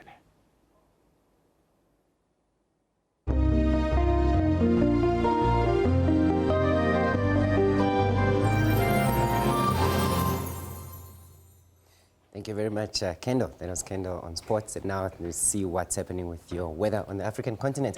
We've got some isolated storms over the central parts of the country, starting in the east and moving all the way towards the western parts. And we do have some isolated showers over the eastern parts of the SADC region as well. But accumulation of rainfall, we're expecting it mainly just in the northern parts of just Africa, just along the coastal areas. As you'll see over the central parts, mainly just isolated showers expected. Temperatures 26 for Bloemfontein 25, warming up in Pretoria reaching 34, Polokwane only reaching 31 is the maximum. Isolated showers are expected over most of Zimbabwe, expecting showers. As you can see, Harare all the way towards Bulawayo, but Beitbridge expecting only 32 as a maximum with partly cloudy conditions expected. Over Madagascar, just expecting some isolated showers in places, mainly just over the coastline. Let's see what's happening in the northern parts. Still expecting just some isolated showers with partly cloudy conditions. As you can see, along the coastal areas, some showers are expected. Partly cloudy in Kilimanjaro, reaching a high of 32. Cool in the northern parts, Kigali and Nairobi, reaching a high of 24 in Nairobi. And then moving further north, we're still seeing those hot temperatures. See, in the northern parts, we've got 37, 36 for Juba, clear skies in Addis Ababa, but only reaching a high of 23. We've got Sanaa at 24 as a maximum, Masava 33, clear skies are expected.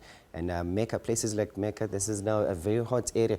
Mecca 33, and then in the northern parts, along the coastlines, seeing that since it's the start of the winter in the northern hemisphere, we're seeing maximums of very low temperatures. Damascus at 17, and all the way towards Baghdad, reaching a high of 23, while in the southern parts, we still have those very hot conditions, even Dubai reaching a high of 31. You see those cool conditions persist all the way towards the western parts, western coastline of Africa, seeing places like Algiers reaching highs of 19 degrees as a maximum for Friday, and cooling to 21 in places like Tunis, Rabat at 20. Clear skies are expected in places like Marrakech.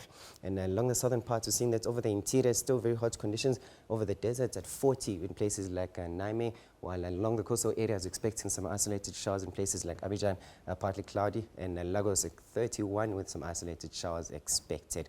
Last but not least, we've got a bit of heavy rains in the western parts of the country, especially in places like Libreville going towards Yaoundé and Bangui, highs of 35 in places like Bangui, but those heavy rains will persist even in Brazzaville, Port Noe and Luanda, expecting a high of 29 for today, Friday.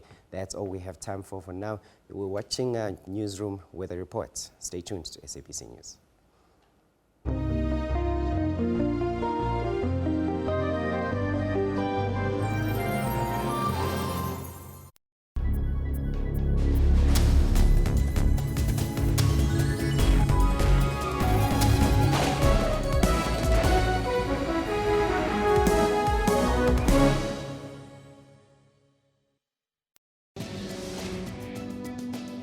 So people with prosthesis can live normal life. Prosthesis actually manufactures the artificial limbs. I can pick up stuff.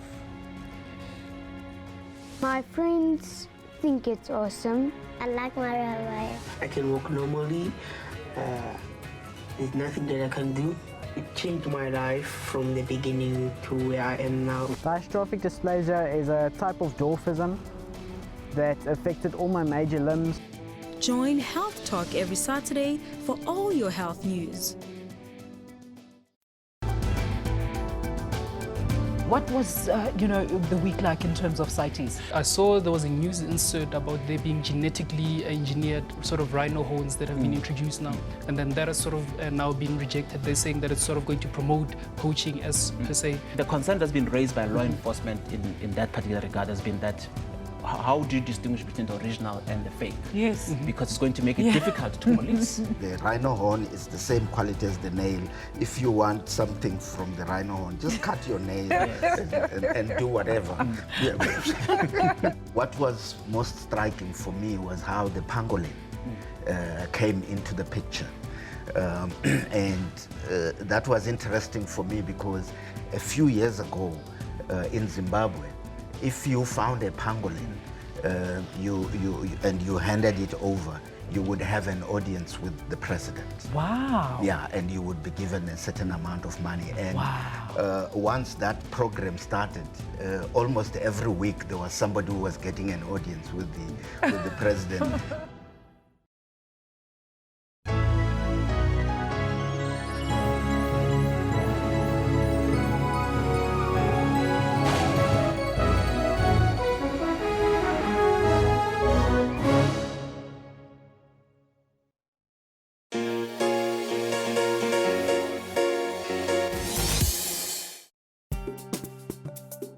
We recently caught up with an artifact collector and also a photographer who have toured the African continent extensively, most recently Zanzibar, and each time they explore the beautiful continent, they bring back with them a piece of the places they visit.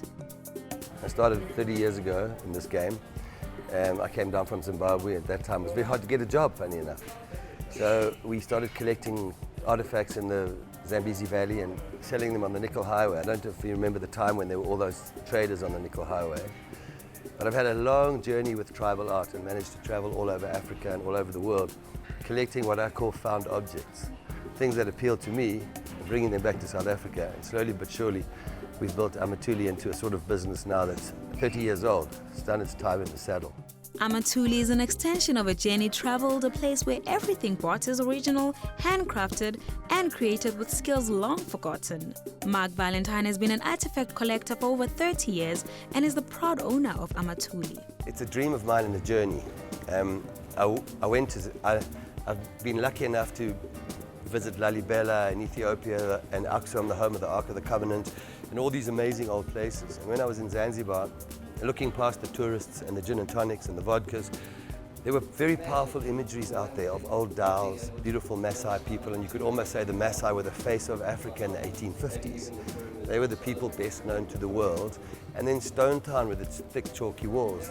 And for me, I thought that the combination of all of these three elements, Maasai have been photographed forever. Stone Town's been photographed, I say no more. And dhows, there's no horizon in East Africa without a dhow sail on it. But putting the whole three together was a new angle.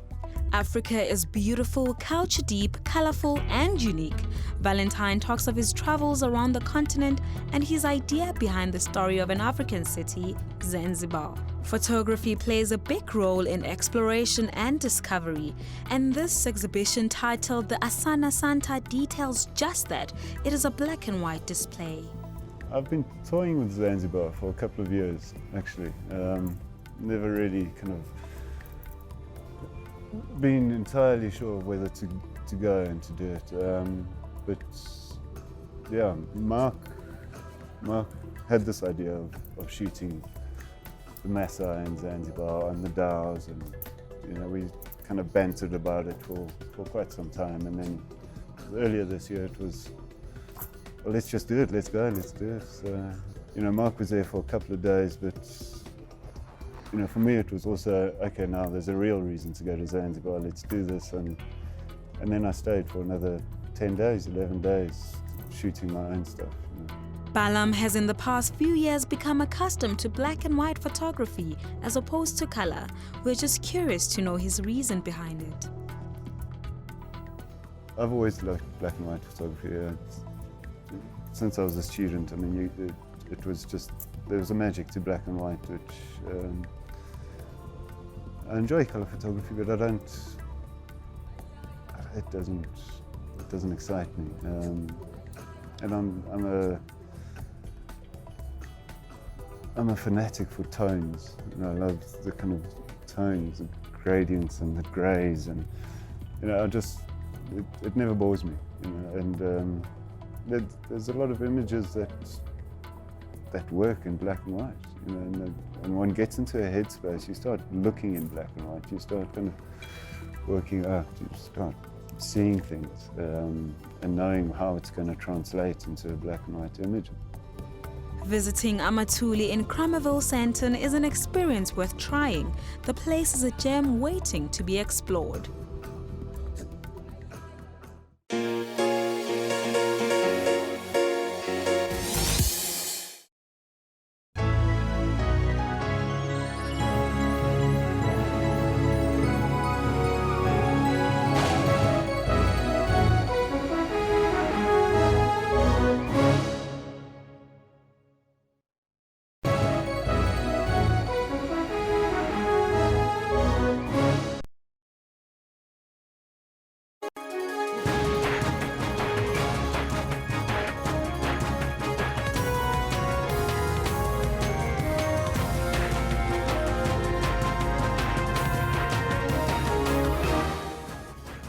Well, it's a Friday, it's the final hour here on the Newsroom. A very warm welcome, Jumbo Africa, if you've just joined us. I'm Elvis Preslin. I'm Kendall Makamati. We'll be with you until 12 o'clock. Now, our focus today is on the two men that appeared at the Middelburg Magistrates Court yesterday for being involved in what appears to be a racially motivated incident where they forced the man into a coffin, threatening to bury him alive. So we're asking you that question, Kendall. That question really is, how should South Africa, wait for it, close the coffin on race hate? That's the question. You can let us know on the Twitter handle as well as on the Facebook page. We're also running a poll. Early on, we had a couple of conversations on the HIV vaccine trials that's taking place in South Africa. And we're asking you, will you see an HIV vaccine in our lifetime? Elvis, there you go. And what have we got? 66% are saying yes, they expect to see an HIV vaccine in our lifetime. While 34% say not at all. Okay, 120 votes thus far. You can still participate in the vote on the poll there. But right now, let's take a look at your news headlines.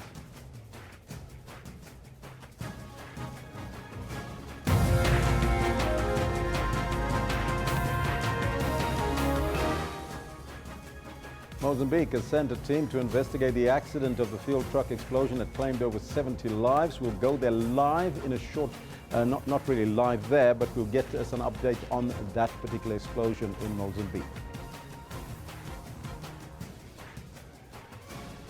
Former Deputy Chief Justice Dikgang Moseneke has warned that courts could, in the long run, lose their effectiveness due to political use of them. And sad news for the SABC former Metro FM program manager and DJ Safale Mokotsi. His funeral service is currently underway. Those are all your headlines, but before we get to the news, let's find out from Kendall what's happening on the sports front. Well, quite a lot happening on the sports front. Mostly it's all about previews happening over the weekend. But the big story really is about Faf Aduplessis, who's now been charged by the ICC for ball tampering. And we'll be bringing you details of that a little later in the sports bulletin at about 11:35 or so. For now, it is back to Elvis who's got news. Well, I think the big question also there could be, is it Faf or is it AB? But Kendall will keep you up to speed with that a little bit later. Top story this hour. President Jacob Zuma has reiterated government's commitment to funding poor students in higher education. President Zuma was addressing the National Council of Provinces at the Buffalo City Metro in East London. We would like to reiterate that we have heard the legitimate concerns of our students who have been protesting about fees, especially students from poor households. We all support the call to make education accessible to the poor, which is why we will continue to expand access for the poor through the National Student Financial Aid Scheme, NSFAS. The scheme currently supports close to 500 students at university and TVET colleges. This year alone, NSFAS has disbursed loans and bursaries to the tune of 14 million rand. Government will also provide an additional 9 billion rand for NSFAS over the period ahead, raising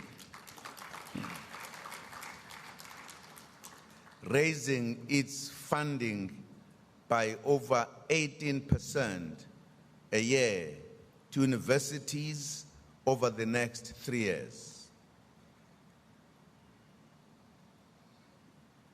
Sifisa ukugcizelela uqinisa ke ukuthi uhulumeni uyavuma ukuthi izingane eziphuma emakhaya ampofu kufanele zisizwe uma zifunda emanyuvesi nasema-college. Uhlelo lwemali i-NSFAS luyaqhubeka nokusiza intsha. Siyaqhubeka futhi nokufuna amakhambi okusweleka kwemali yokufunda emakhaya. Amakhaya amaningi adingayo. Kunekomishana entsha, kunekomishana ehleli sikhuluma nje eholwa ijaji uHayer ebheka ukuthi singayixazulula kanjani lenkinga yokufunda kwabantwana. Njengoba abantwana babekhalile ukuthi bafuna ukufundaze ukuthi ukuze lokho masithi siyakwenza sizokwenza kanjani ukuze kwenzeke singasho nje kanti sizokwenza. Lo msebenzi usaqhubeka. Ikomishana kude buduze nje izoreporta ukuthi isihambe yafika phi. Lokho kuzosiza ukuba isizwe sonke sizwane ngokuthi sizokwenza kanjani ukuthi abantwana bafunde, kungabi khona umntwana ongezufunda ngoba kuthiwa uphuma emzini entulayo. Now, a fuel tank exploded in Mozambique, in northern Mozambique, killing more than 70 people and injuring more than 100. Now, 2 Mozambican ministers are part of that team that's sent to the province of Tet near the Mozambican border. Stay with that story. The governments and Mozambique and South Africa are commemorating the 67th anniversary of the Waterval-Boven train disaster, where 63 passengers died when a train derailed in a narrow bridge about 66 years ago. Our reporter Mweli Masilela is standing by with the MEC for Arts and Culture, Nora Mashlangu, and the Mozambican High Commissioner to South Africa, Damaso Mate. Mweli, a very good morning to you. Before you go to your guests, can you paint us a picture as to what is currently happening there? A very good morning to you. We are coming to you live from Waterval-Boven. This is where the governments of Mozambique and South Africa are commemorating the death of 63 Mozambican migrant workers who were traveling from Johannesburg to Mozambique when the train they were traveling on derailed here in Waterval-Boven. Now we are at the gravesite. This is where those people who died were laid to rest. But to just get some significance of this event, we'll speak to firstly the MEC for Arts and Culture in the province, Ms. Nora Mashlangu. MEC, if you can just give us the importance of this event. Thank you very much. Greetings to our listeners and viewers at home. We are here at Makazeni in a very cold place, as you can hear even the name of the place. It's a Makazeni.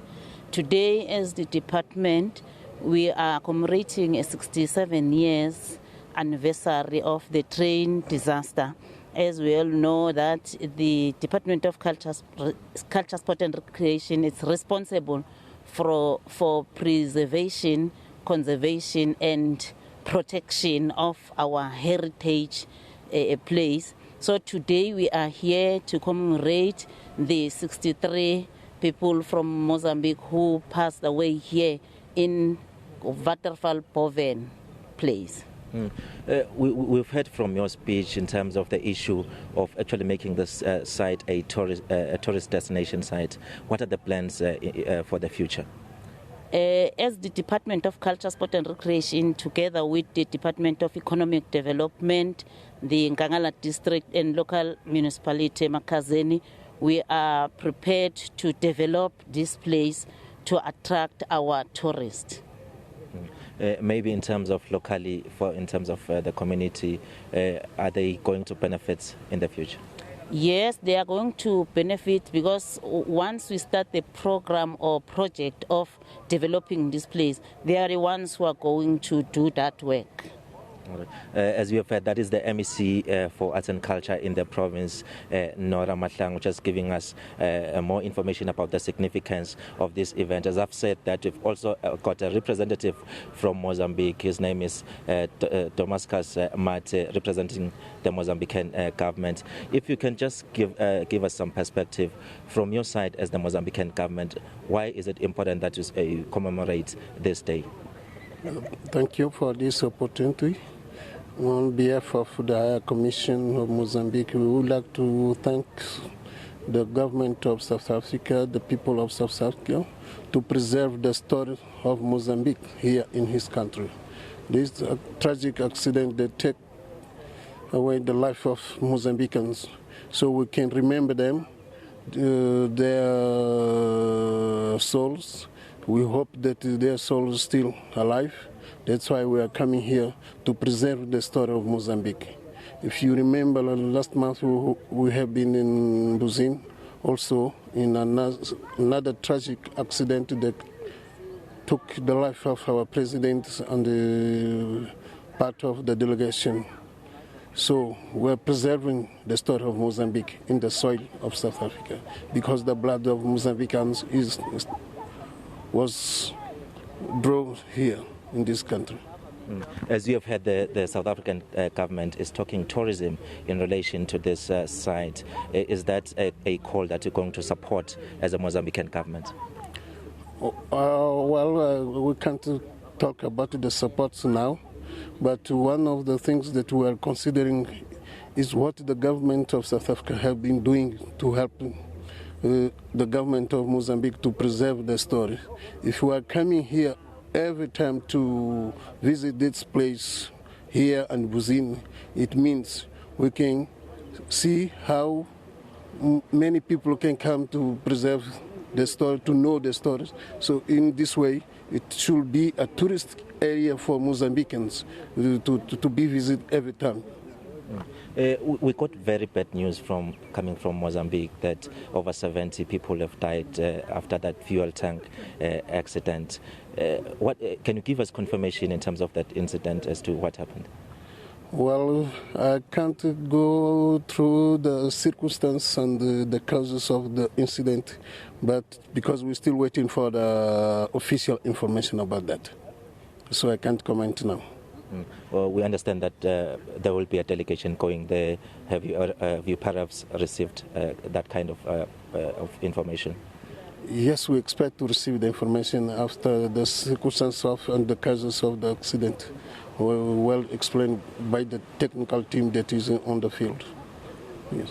Well, that is Mr. Mate representing the government of Mozambique, saying that they haven't got much information as yet regarding that incident that happened in Mozambique, of the reports about over 70 people that have died after a fuel tank blasted. So we are hoping that as the day progresses, they will be able to tell us more as to what exactly happened, and then we will let our viewers know about that.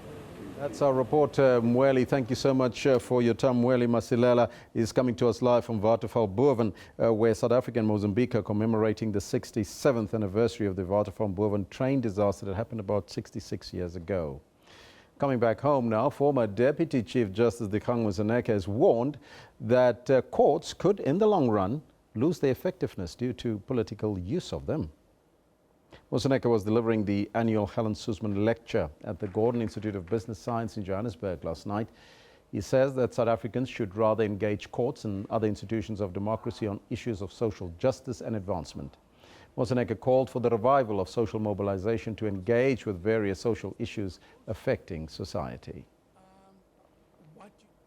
Former Metro FM program manager Sekgale Eldrin Mokgotsi will be laid to rest in Mabopane, north of Pretoria this morning. His funeral service will be held at the St. Barnard Anglican Church in Buchenhout. Mokgotsi died in hospital on Monday at the age of 47. At the time of his death, he was working as a presenter for the commercial radio station Northwest FM. The radio personality also worked for another SABC radio station, Motsweding FM. Mokgotsi started his radio career at the then Radio Bob in the 1980s. 6 men are still at large after a brazen robbery at the TLC Children's Home in Eikenhof, south of Johannesburg. The men hijacked an ambulance posing as paramedics before staging the robbery. This is just a week after yet another robbery at the centre.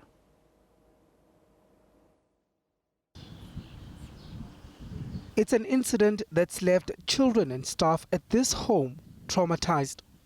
The drama started after a fake call for an ambulance to be dispatched to Eikenhof.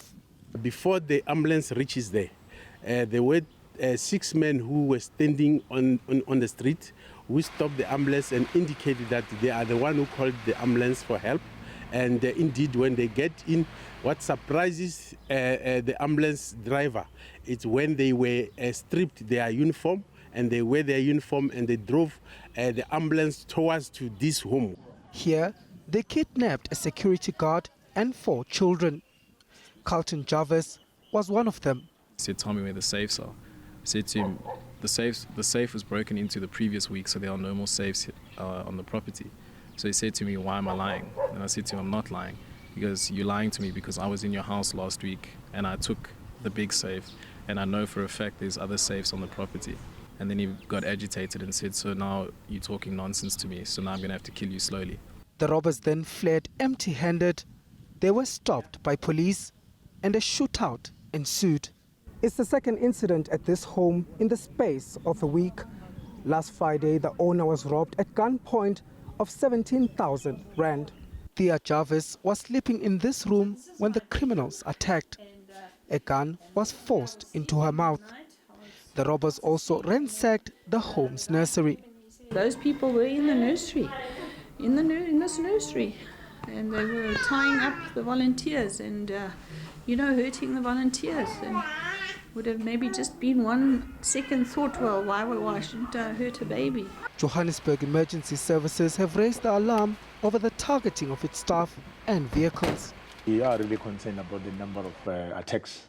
From the beginning of the year, we have had a number of them. I would say over 10 incidents where paramedics were attacked. We've had an incident in Yeoville, also in Brixton, and the latest one was the one in Eikenhof. A manhunt is underway to try and find the suspects. Mangoba Mchunu, SABC News, Eikenhof, south of Johannesburg. Chris Hani's widow, Dimpo Hani, has called on the former president, Thabo Mbeki, to sue the production company behind the exclusive interview with Hani's killer, Clive Darby Lewis. The interview was shot 2 months before Darby Lewis's death, in which he says 2 former ministers questioned him about whether Mbeki was involved in Hani's murder. In the interview with Forum Productions, a subsidiary of AfriForum, Darby Lewis denies that Mbeki was ever involved. Now, the South African Communist Party wants correctional services to investigate the matter, as the interview is in violation of Darby Lewis's parole conditions. Thank you, Chris Hani. As far as we were concerned, he was public enemy number 1. And so starts the 4-part documentary, in which Clive Darby Lewis details how he met Janusz Walusz, the triggerman. The recurring question has always been, even in political circles, how did Walusz know that Hani would be without his bodyguards that April morning? He just happened to be patrolling the Dawn Park area where Hani resided, and saw that Hani didn't have bodyguards, and he thought, well, this is the golden opportunity. The name of former President Thabo Mbeki and close comrade of Chris Hani bandied about, but the man behind the killing has set the record straight. I said, I don't know Mbeki from a bar of soap. I've seen photographs of him in the newspaper, but I would never talk to Mbeki because he's from the ANC, and the ANC are my enemies. A former comrade who knew Hani and Mbeki well is Mondli Ngugubele, who was on the scene of Hani's murder. I don't remember Chris displaying a negative attitude towards them. He would have expressed political difference with anybody, but I don't remember this bitter sense of revulsion. Whenever he spoke, he had a lot of respect for Comrade Thabo, as far as I remember. Remember, I'm saying to you, in his 50th birthday, Comrade Thabo was there. Echoed by the ANC, while the Hani family has reacted with anger to the production. I think it's very rude, it's very wrong to use a name of our former president in something that is nothing but speculation. I don't know how the law works, but I would encourage President Thabo Mbeki to take them to court. The production team behind the documentary is sticking to its guns. We of course believe that this interview is a very important part of South Africa's history. It adheres to all journalistic standards, and we would certainly instruct our legal team that if such a claim be brought against us, we would certainly take a firm stance to protect this interview and to make sure that the public can still have access to this interview. Mbeki's office has been unavailable for comment. Aldrin Simpier, SABC News, Johannesburg. News from further afield. The United States draft resolution to impose an arms embargo on South Sudan will meet stiff resistance from Russia despite calls from the senior hierarchy of the United Nations for the arms embargo to be imposed expeditiously. The United Nations believes that the circumstances in the strife-torn country are ripe for mass atrocities that could lead to genocide. Threats of an arms embargo on South Sudan have existed since the outbreak of violence in 2013. But this would be the first resolution amidst fears of ethnic cleansing in the country.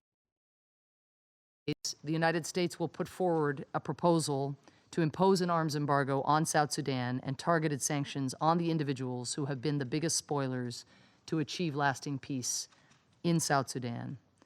In the interest of the people of South Sudan and the region, this constitutes an important step toward curbing the ongoing violence perpetrated by government and opposition forces against civilians.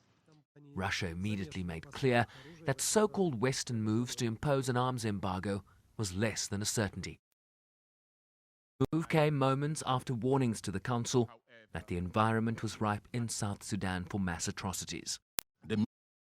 Including social media, are being used to spread hatred and encourage ethnic polarization, and later threatening particular ethnic groups, telling them to leave, face violence, or be eliminated from specific areas, have surfaced in the last month. I'm particularly worried by the involvement of the youth, who make up a large percentage of the population and who are particularly susceptible to divisions within society.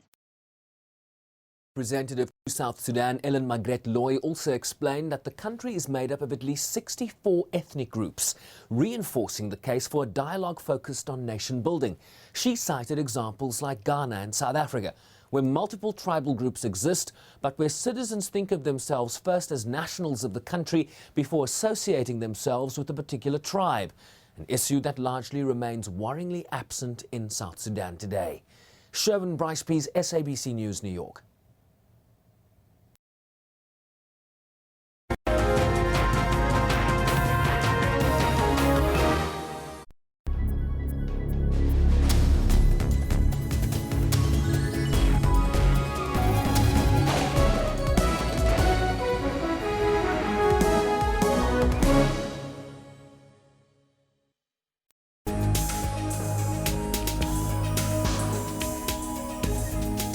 Now this is Trends, of course, your one-stop serving of all that's juicy and trending in the world of entertainment and showbiz. My name, of course, is Refill Wemwilo. I'm Dr. Sello Mutaung, and this is Our Talk. A very good morning and welcome to Media Monitor. I'm your host, Alicia Jolly. My name is Dumile Matez. Pule Mulebati. My name is Mpo. What time is it? It's question time. For your daily dose of current affairs, tune in to the SABC News channel. Information-hungry viewers stay with SABC News, as issues on the West are different from issues on the East or here in Johannesburg. So it is not surprising that people who follow the news know that there are two things for sure: that anything can happen, and SABC News will tell you when it does. Because we keep the nation fully informed. We are SABC News.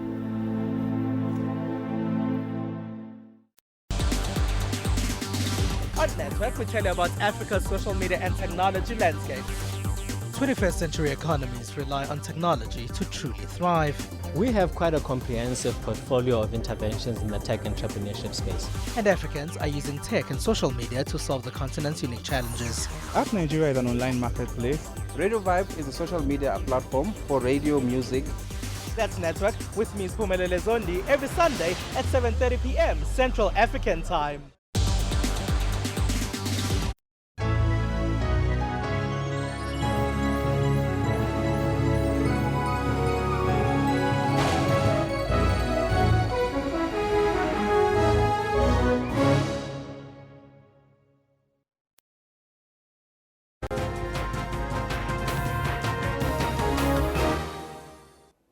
Key economic events of interest over the past week included the retail numbers for September, as well as, importantly, the resignation of Brian Molefe as the CEO of Eskom.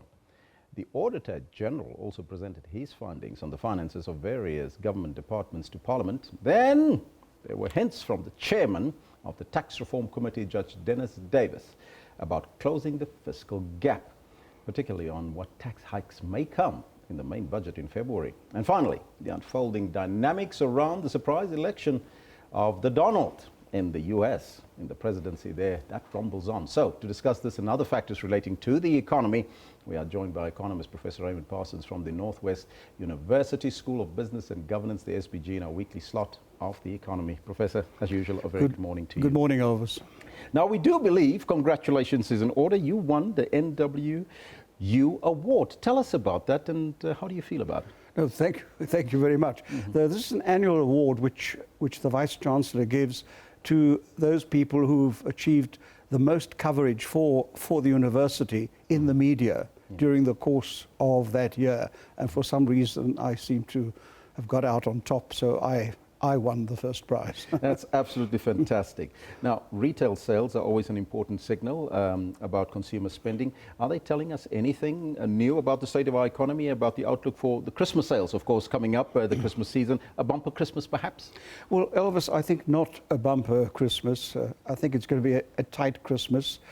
That doesn't mean that the consumer mustn't enjoy Christmas, but I think it's going to be a fairly disciplined situation, and also to spend wisely.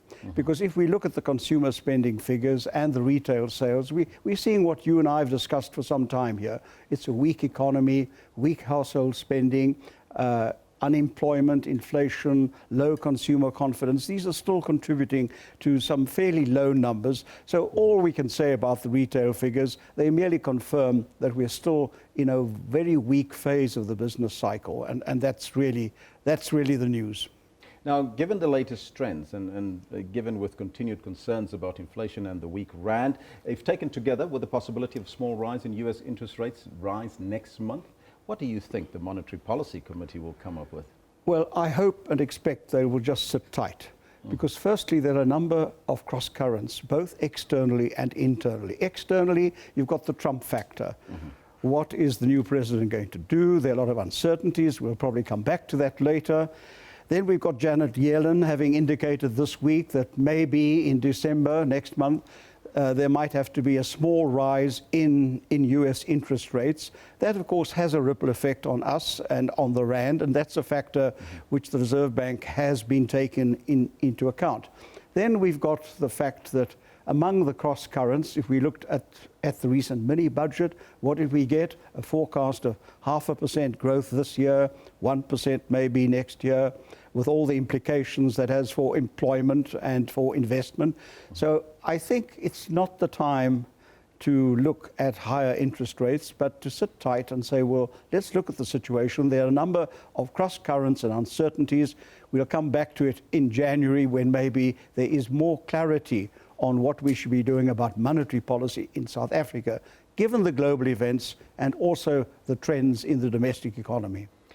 Now, turning to taxation, the forthcoming main budget, there was hints about that in the mini budget. To close the fiscal gap, Judge Davis has ruled out an increase in VAT, which everybody was expected, but has put his money, or should I say our money, in the proverbial bowl there on options such as a hike in personal tax. Of course, there's also the sugar tax being mentioned, a rise in skills development levy, and a clamping down on tax base erosion. What broad choices does the finance minister have at his disposal on the tax revenue side? Well, let's start with the mini budget. The three big options are either you have to cut government spending, or you have to borrow more, or you have to raise taxes.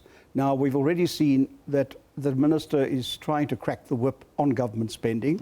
Mm-hmm. We have limits on how much more we can borrow. We're really pressing up against the sort of red line in the sand as how much we can borrow. So that leaves the tax to fill this gap that you've referred to.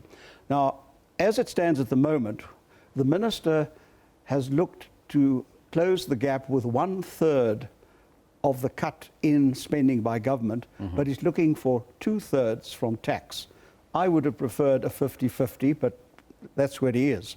Now the question is it going to be direct taxes or indirect taxes? It can be personal tax, corporate tax, VAT, or other taxes. I think the important point here is that whatever he decides, he has invited input because he realizes this is a difficult situation. You've got to get the tax mix right. Otherwise, you go from the frying pan to the fire. You can't wring your hands about the growth prospects, and we want to get this economy moving, and then increase the tax burden in the wrong way. So I think everyone, all important stakeholders, should use this opportunity to be able to make input. But that said, we must recall also what the Auditor General said. That's the other side of it. Now, how willing people are to tolerate further tax increases and what they might be will also depend on their perceptions of, is the money being well spent or is it being wasted? Now, talking about well spent, Auditor General did say 46 billion rand in irregular expenditure. Absolutely. Now, this affects the public's perceptions of what they will tolerate. So it's very important that that message that we're going to control government spending, we're going to get better value for money and build confidence in our ability to control spending. And this might mean we must give the Auditor General more power to be able to sanction those government departments that are either wasting money or can't account for the money that they have spent. That's tremendously important because that's the nexus with the average person's perception of the tax burden. He may say, I'm prepared to accept higher taxes if it goes to a good cause, if we are going to do good things with it, if it's going to promote growth and investment. That's tremendously important also for the budget message next month, at least in February, that the minister shows that if he has to put up taxes, that will go primarily into investment and not into current spending. And that's also a balance that has to be achieved. But it's a very tight fit. It's a very difficult fit to get the tax mix right, that you don't go from the frying pan into the fire, that you actually are able to finance what you need to do in ways through increased or change in the tax mix, which will do the least harm to the South African economy. Okay. Now, let's move over to the US. You touched on Donald Trump's victory a little earlier. Now, we've seen that victory of Donald Trump together with Brexit in June and, of course, other related political developments globally. What is this telling us about globalization as well as the discontent that we see in some of our societies? Well, I think just firstly to say that as far as Mr. Trump is concerned, he's finding out, I think, quite quickly that the skills of campaigning and the skills of governing are not the same, and that the skills of profit-making are seldom vested with the skills of policy-making in the same person. So he's got some tough decisions to make, and there's still a lot of uncertainty about it. But what's the deeper message? And I think we must understand that globalization, that is doing business with the world, trading and investing to and fro with the world, has lifted a lot of people out of poverty. But I think what has been underestimated, and this is part of the backlash, is that there are winners and losers. And I think enough attention hasn't been given to the losers. How do they adjust to a changing world where markets shift, where labor shifts, where there is mobility of labor? And also the other aspect is, yes, there are key economic factors about why we still want to do business with the world. But the fact remains also that there are a lot of sensitivities about the movement of people. And a lot of these factors are social, whether it's Brexit or in the States. And quite clearly, whether it's Brexit or Mr. Trump or indeed Marine Le Pen in France, they are tapping into something that we need to understand. And if we don't understand it and manage it well, then indeed the benefits of globalization will be in danger. So really there's a big challenge for all of us to ensure that we make future globalization more inclusive and work for everyone. Now, I know that we are out of time and we touch on this every week, but just briefly, Professor, the ratings agencies are circling around South Africa in the next coming weeks. They'll be here. What can we expect? Well, they are here already, and what we must expect is they're looking and interrogating our situation very, very deeply. It's very important. Given all the uncertainties you and I have spoken about, we do not need a credit down rating. If we can avoid it, we should. And as the Deputy Minister of Finance said in the last few days, both government, Labour and business, I think, have given it their best shot. They put their case. Whether it'll be a persuasive case, we don't know. Remember, there are 3 rating agencies, and they may not take exactly the same view, but it is a hazard we want to avoid, because if we want this economy to grow, if we want to create jobs, do all the good things that we've promised people out there, then we must ensure that we grow and that we don't complicate our lives with a credit rating downgrade at this stage. 10 seconds, final thought. Final thought, I think the message of what is happening abroad and in South Africa is the overwhelming message is we must show the world we're getting our house in order. And if we get a house in order, not only we will do better domestically, but we'll send out a message of strong confidence that we can handle anything that the world can throw at us. Professor, as usual, thank you so much for your time and joining us. Thank you. That was Professor Raymond Parsons chatting to us about the economy here in studio. Economist Professor Raymond Parsons from the Northwest University School of Business, the SPG, and governance. I forgot about that in our weekly slot of the economy.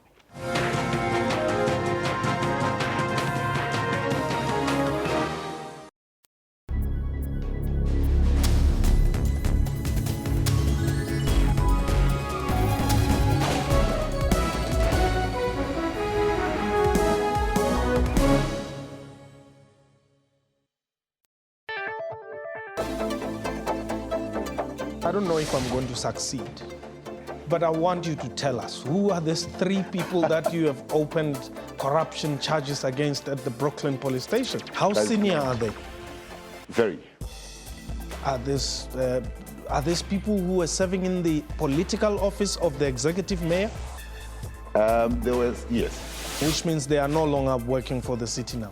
Well, I can tell you that one of them is actually finding themselves employed in another municipality. You are not going to tell us the names? No, you're not going to get names from me. Are people still getting free Wi-Fi in Tshwane? People are still getting free Wi-Fi, and we will actually make it one of the basic services that our residents will get.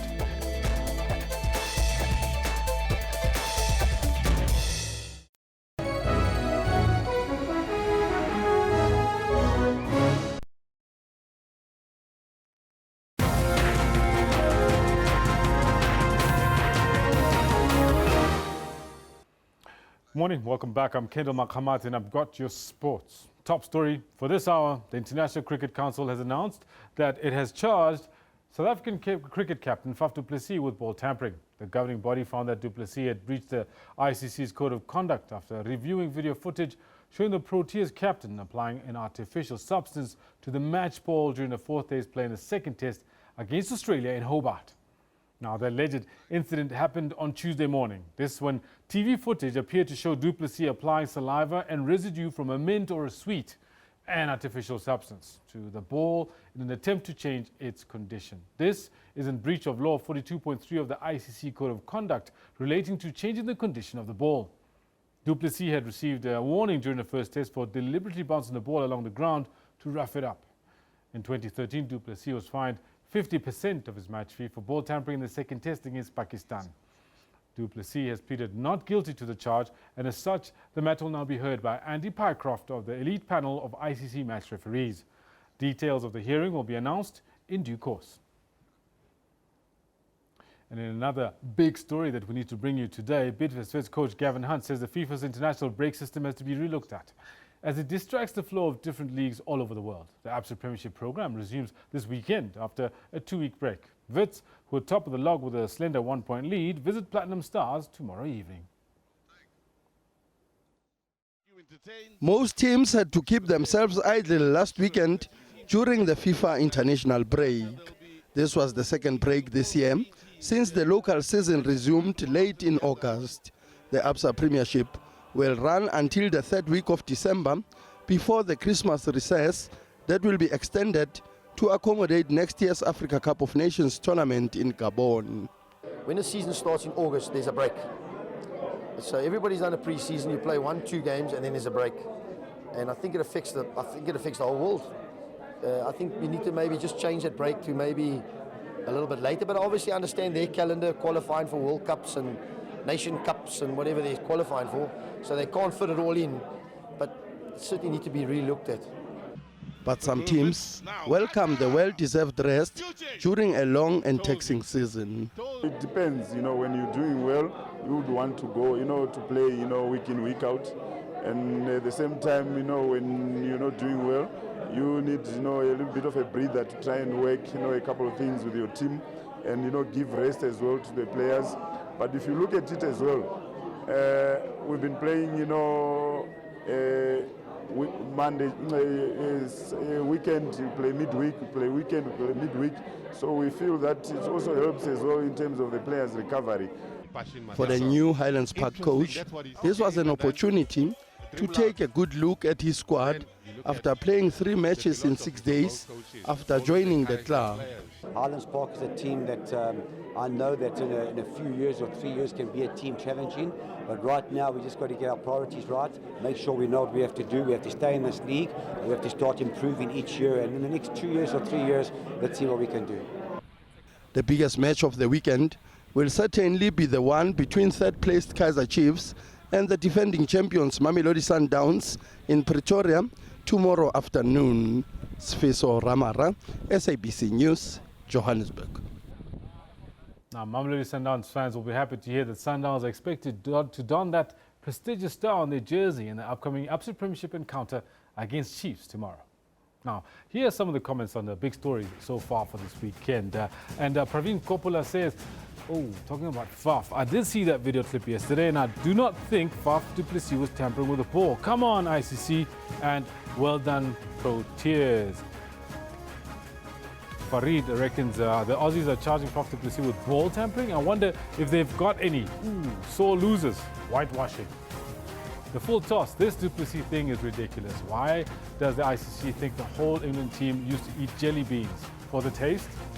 Very interesting, that. And Manish BPL, Faf du Plessis Australians are known for making false allegations. Let's hope this one is also on the same line.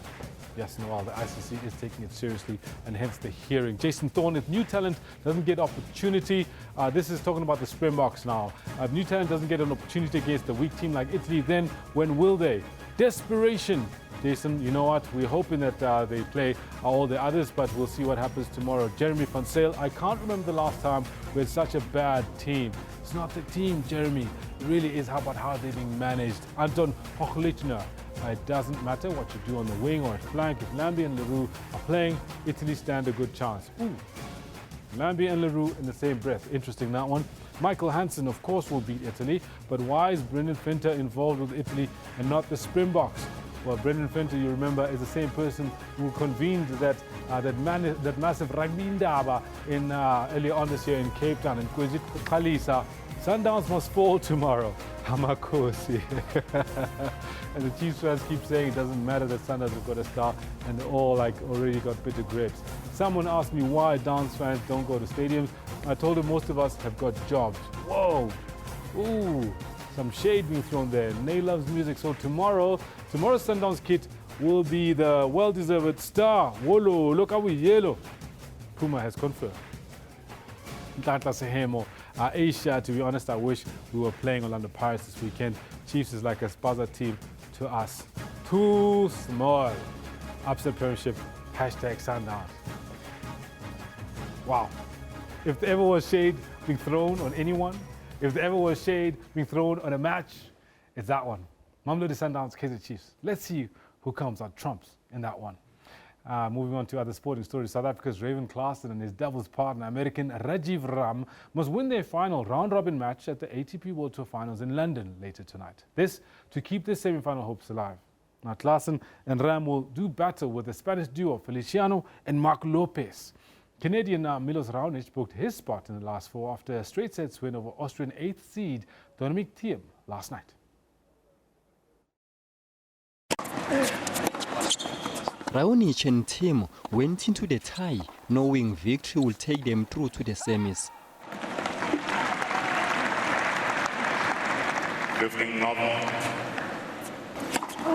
The Austrian performed well, but Raonic prevailed 7-6, 6-3, thanks largely to the strength of his serve. Milos Raonic joins Novak Djokovic as the two players that will move safely through from this group into the semi-finals here on Saturday. With the win, Raonic finished second in the Evenlandly group behind the second-seeded Serb Novak Djokovic. Raonic will be delighted that it was a straight sets victory. Thiem finished third in his debut at the event. One of the good guys of the ATP World Tour. Raonic will play the winner of the John McEnroe group tomorrow. This means a possible rematch with his Wimbledon finals conqueror, top seed Andy Murray. But first, the Scots must beat third-seeded Swiss Stanislas Wawrinka later today. Murray must win the tournament to finish the year as the world number one. Game segment, Murray. The battle continues between Murray and Djokovic for the year-end world number one ranking. Mduduzi Ndlovu, SABC News. Now 10 2008 Beijing Olympics medalists, mostly weightlifters and wrestlers, have been stripped of their medals after failing doping tests and retesting of samples. A total of 98 samples have come back as positive for banned substances in reanalysis from the 2008 and 2012 games. This as the IOC attempts to root out cheats. The athletes named on Thursday included Russia's Kasan Baroev and Vitaly Rahimov of Azerbaijan, who both won silver in the men's Greco-Roman wrestling. Others included weightlifters Russians Kazimurad Akayev and Dmitry Lapikov, Kazakhstan's Maria Grabovetskaya, Ukraine's Natalia Davidova, and Irina Nekrasova. Two bronze medalists, pole vaulter Ukraine's Denis Yurchenko and Greek triple jumper Chrysopigi Devetsi, were disqualified along with Kazakhstan's Aset Mambetov. The IOC stores samples for a decade to test with newer methods or to analyze performance-enhancing substances that have yet to be identified. As you can see, that saga carries on and on and on and on. Now, two young swimmers from Uitenhage in the Eastern Cape are setting their sights on a place in the South African Olympic Games squad for the 2020 Olympics in Tokyo. 20-year-old twins, Alad and Alaric Basson, returned from a successful African Championships held in Bloemfontein last month with a bunch of medals. And they have a very busy training schedule ahead of them.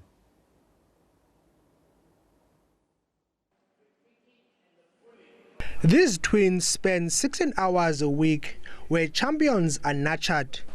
They both failed to make the South African Olympic Games team during the trials in April. Alaric, a breaststroke specialist, says he now wants to improve his time and technique to be more competitive. He competes in the 100 and 200 meter distances as well as in medley relays. Now realizing that we didn't make the cut for the Olympics, it just gave us that much more motivation to train harder and to work even more harder towards our goal. Alad says he was happy with the international exposure during the World Student Games in South Korea in July this year. He believes more international exposure will enhance his confidence and technique underwater. The butterfly specialist also realizes he needs to improve his times. I was pleased with my performances. It's not really easy to get onto the podium at a senior level, and for me to get onto the podium more than once, it's a great feeling to be able to do that for my country. They both train under the watchful eye of their veteran coach, Mark Edge, who has been their mentor for the past 11 years. Their upfront swimming speed is very good. There's small little factors that are still holding them back, like their underwater work at starts and turns. You know, if they could learn to swim like Chad on the start and turns, they'd straight away be international standard. Yeah. Both Alad and Alarik will be 24 years by the time of the 2020 Tokyo Olympic Games. They hope to wear the South African colors then and compete against the best in the world.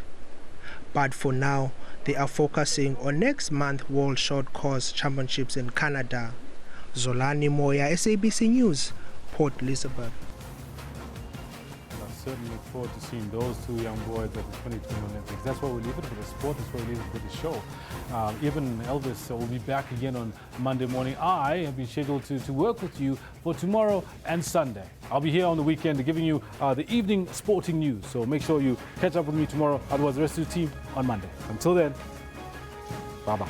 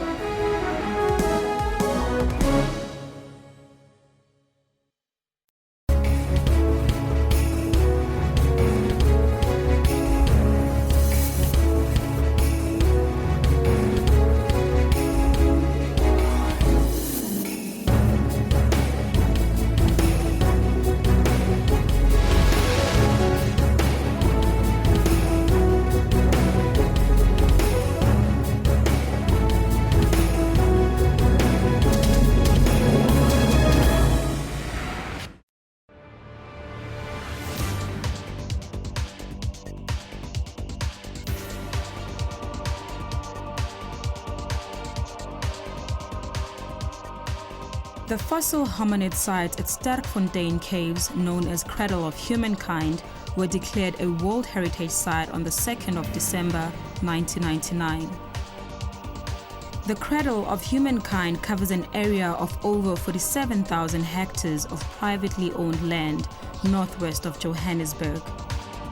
Most of the site is on dolomite, a rock type which is slightly soluble in water. There are currently over 200 caves on the site and 13 fossil sites. We know that Australopithecus africanus were present in the cradle from about 2 to 4 million years ago. It is generally known that hominids are close relatives of human ancestors.